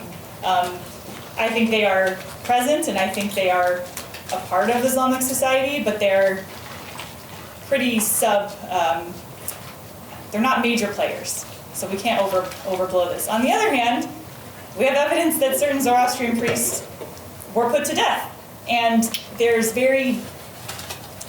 I get into it in the book a little bit. I mean, the references are so tentative and so, spare, but perhaps a Zoroastrian priest was killed because of a conspiracy, because of the Ismailis in Bahrain, but maybe that's also related to Mardawij and other, Iranian nationalist kind of, but it's all speculative and there's nothing really that you can do to prove it all. But there's at least the perception that Zoroastrianness is part of that. So sorry, that was a long answer.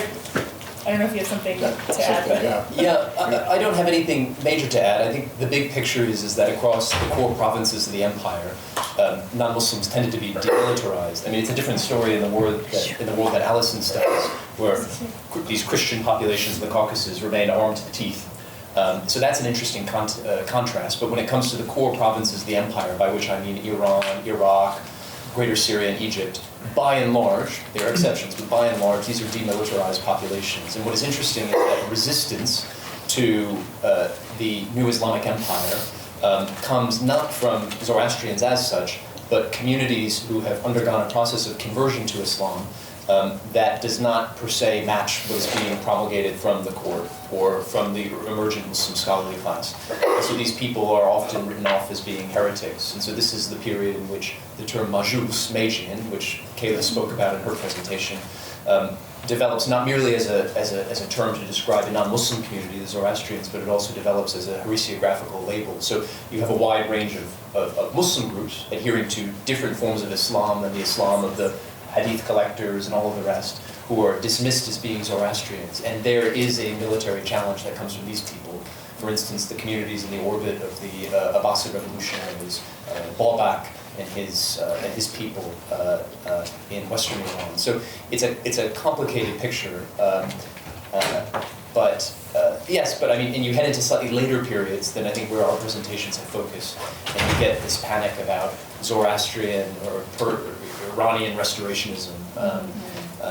And these people that are threatening the caliphate and allegedly doing it under the guise of restoring the ancient Persian Empire. But that's that is of course related to Zoroastrianism, but distinct. Yes. The other two of you, this all falls into your expertise in various ways, it seems like. These questions, any further I was comments? going to suggest, I mean, Kayla might mention Zindig, because in your book you write about this also as another topic. Zendik is in The terminology and how, and also how it becomes quite popular as a general.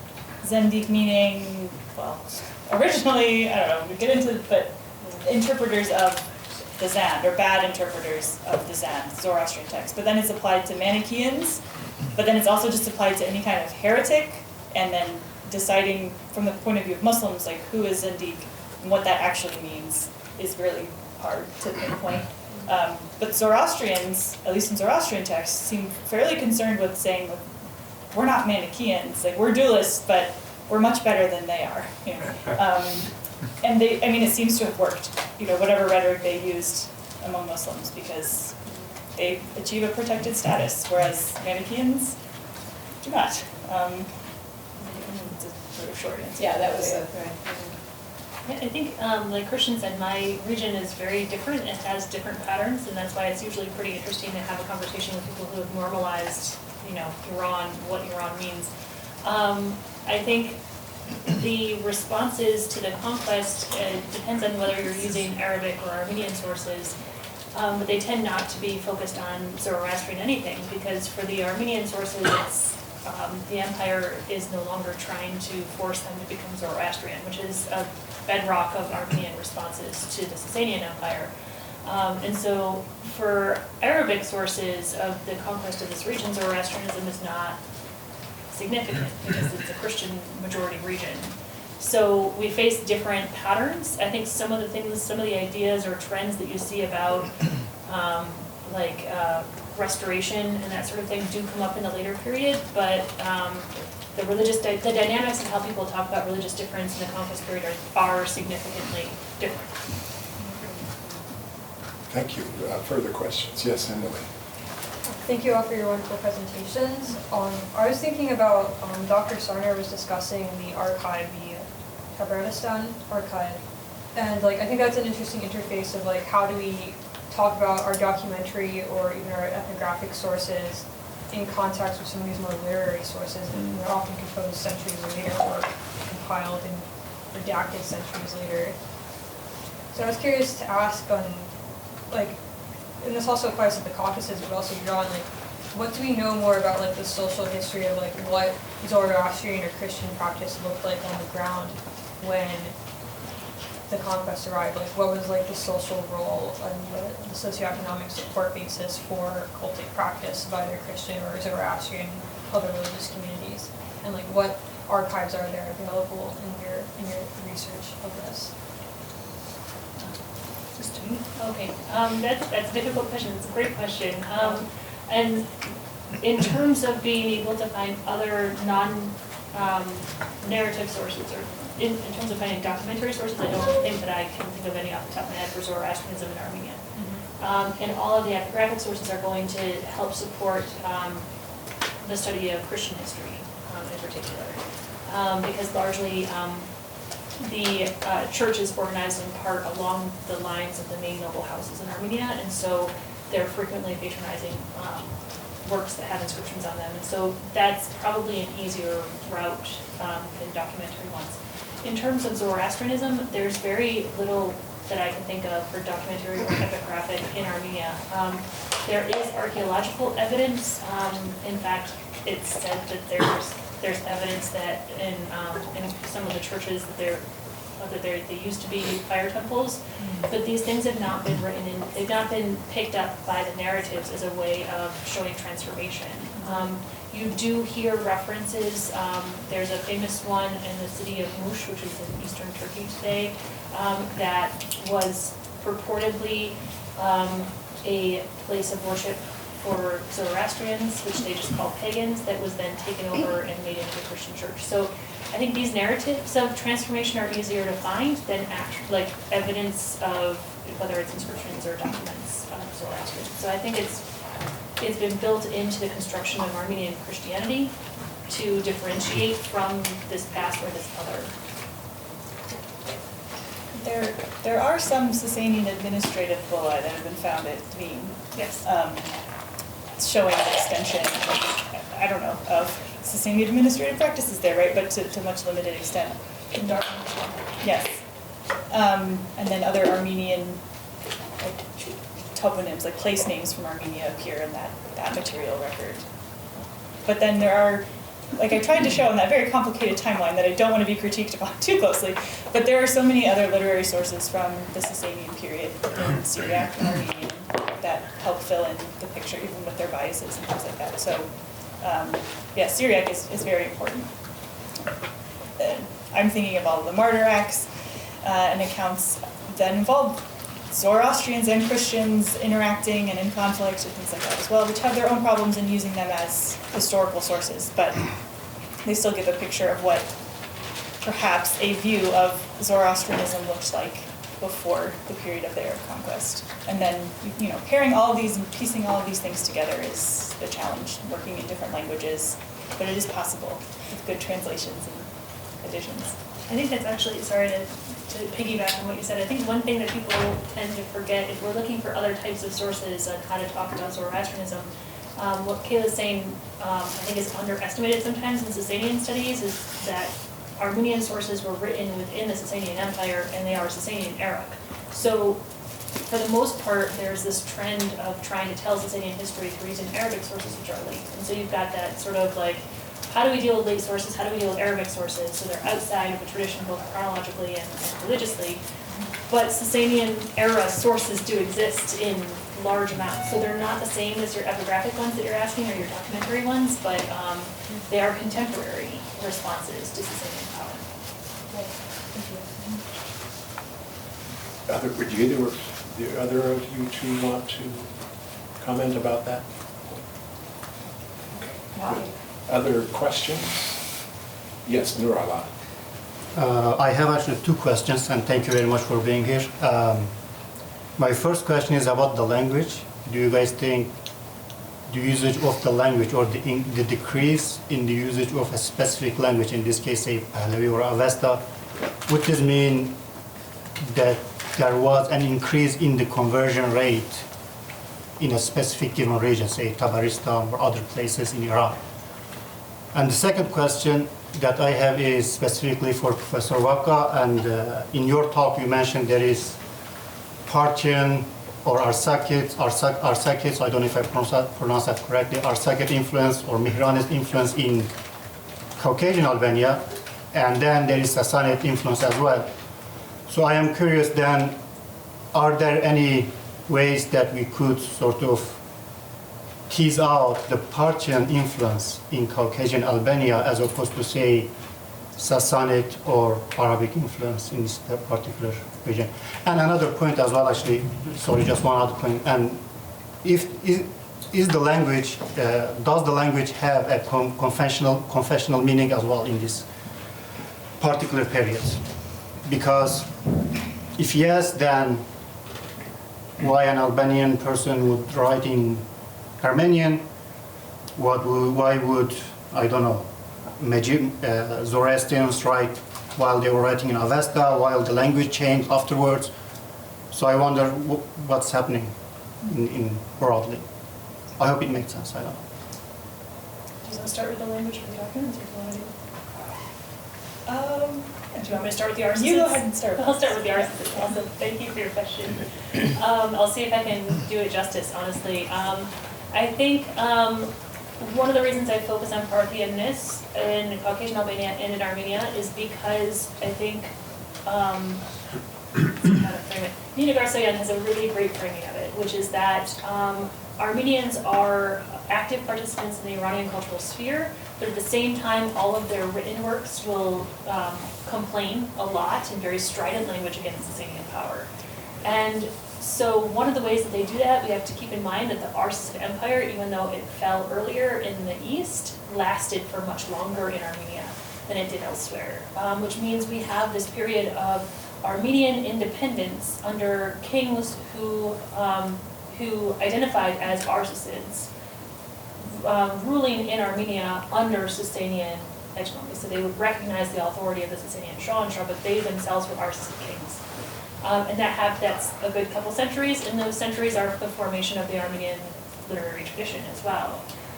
So the Arsacidness is a little bit easier to track, and that's one of the reasons why focusing on Parthianness, it's not necessarily being able to point to, oh, you ate your food this way, so you must be Parthian, and not like that's not quite that fine-tuned. It's more of like a political alignment that stresses a way of being involved in the Iranian political culture through Arsacid claims instead of through Sasanian claims.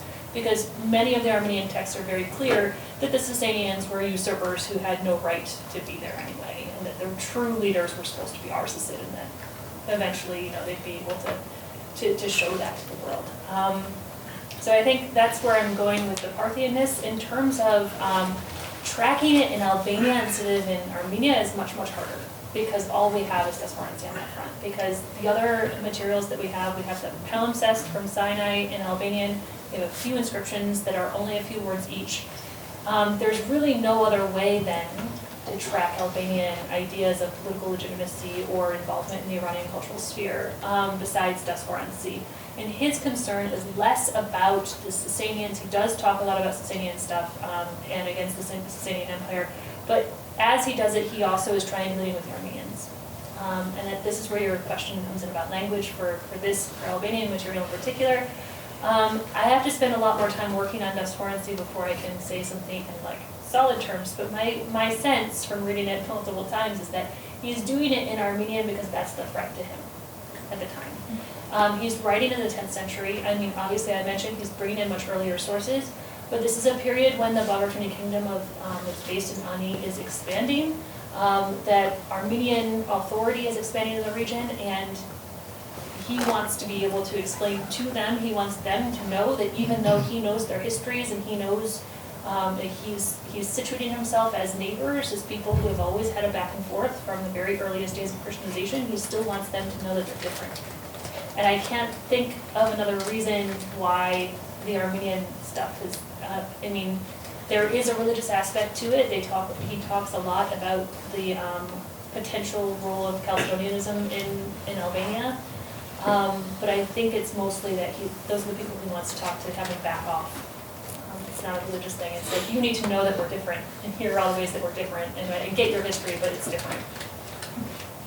We have just a couple of minutes for further responses to this. I've questions. been thinking about how to answer your question, if I've understood it correctly, like the shifts from different Iranian languages that the priests are using, or if I've understood it correctly. It's mostly about what the vernacular is. There were a lot of Middle Iranian languages in use throughout the Sasanian Persian Empire, and more than one survives into the Islamic period. A lot of the Arabic authors spoke those languages at home and then wrote in Arabic. And so we have Zoroastrian priests using this, what had been the administrative language of the Sasanian Empire, which is continued to be used in Tabaristan. So that's less of an ideological use or statement than that's just the language that was used, and that's what the officials and scholars were trained in. But we also know that Zoroastrian priests in the Islamic period knew Arabic and were translating things into Arabic, at least some of them. They wrote texts with Arabic titles, at least, that are referenced, as well as Middle Persian ones. So there's a whole mix of those things. And then they start to write in what looks like New Persian later, but that's a different story. They adopt other vernacular languages in India. They're writing in Gujarati, also Sanskrit. They're translating ancient Zoroastrian Avestan texts into Sanskrit. So it's, as I understand, it's mostly about this what is the common language and what can we understand our text in? And they start to write Middle Persian using the Avestan script because the Middle Persian script is so difficult when they're communicating between Iran and India and things like that. So it's what can we communicate in, what is the vernacular common language? Yeah, I don't know if anyone. Anybody else want to? Pragmatic. Yes, yeah. I mean, this is a very basic point, but it's an important one.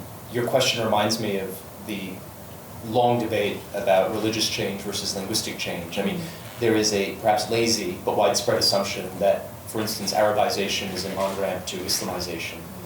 And there are certain contexts in which that is true. I mean, the great exception to this is, of course, Iran, where in the very, very long term, if you think about long-term patterns of religious change, you have massive Islamization, but without accompanying Arabization. So Iran, broadly speaking, retains its pre-Islamic language and its culture. The language obviously evolves. We get New Persian, which is a product of the Islamic period. But Iran remains a Persian-speaking land where most people are Muslims, whereas you get opposite cases to that at other corners of what begins as the early Muslim empire, where people adopt Arabic. Think of all of those people that used to speak Greek, dialects of Aramaic, Coptic, but eventually adopt Arabic, but don't become Muslims. So there is not a one-to-one correspondence of Arabization and Islamization, and looking at the Iranian world, I think, is the great exception to the rule that prompts you to think about these processes more widely. But I mean, we have very, very rare examples of Muslims using Pahlavi. There are coins from the 7th century in which you have little phrases, titles of people. The Shahada. Yeah, my single favorite coin, which I would sell my left arm for, is has the Muslim profession of faith or a riff on it in Pahlavi. There's a unique coin. There's nothing like it. There are in the 10th century the Ziyarids in my region in the Caspian. They set up monuments that have sort of pseudo Pahlavi inscriptions, but basically the Pahlavi script is a markedly Zoroastrian script. So in that sense, there is this identification of a people with a language, much as we see with, say, Syriac speakers in the Levant. Then there's also the Pahlavi Psalter, like one text that survives. It's a Christian, the Psalms, in this Pahlavi script. But that's a very unusual case in many ways. So. Yeah. And the accounts of translators generally pair those two together, don't they?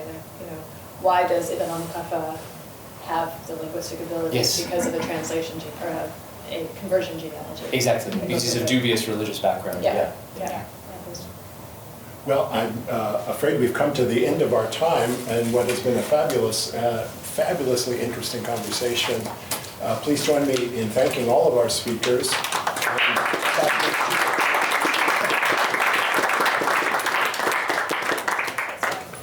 Thanks very much. Thank to you. all.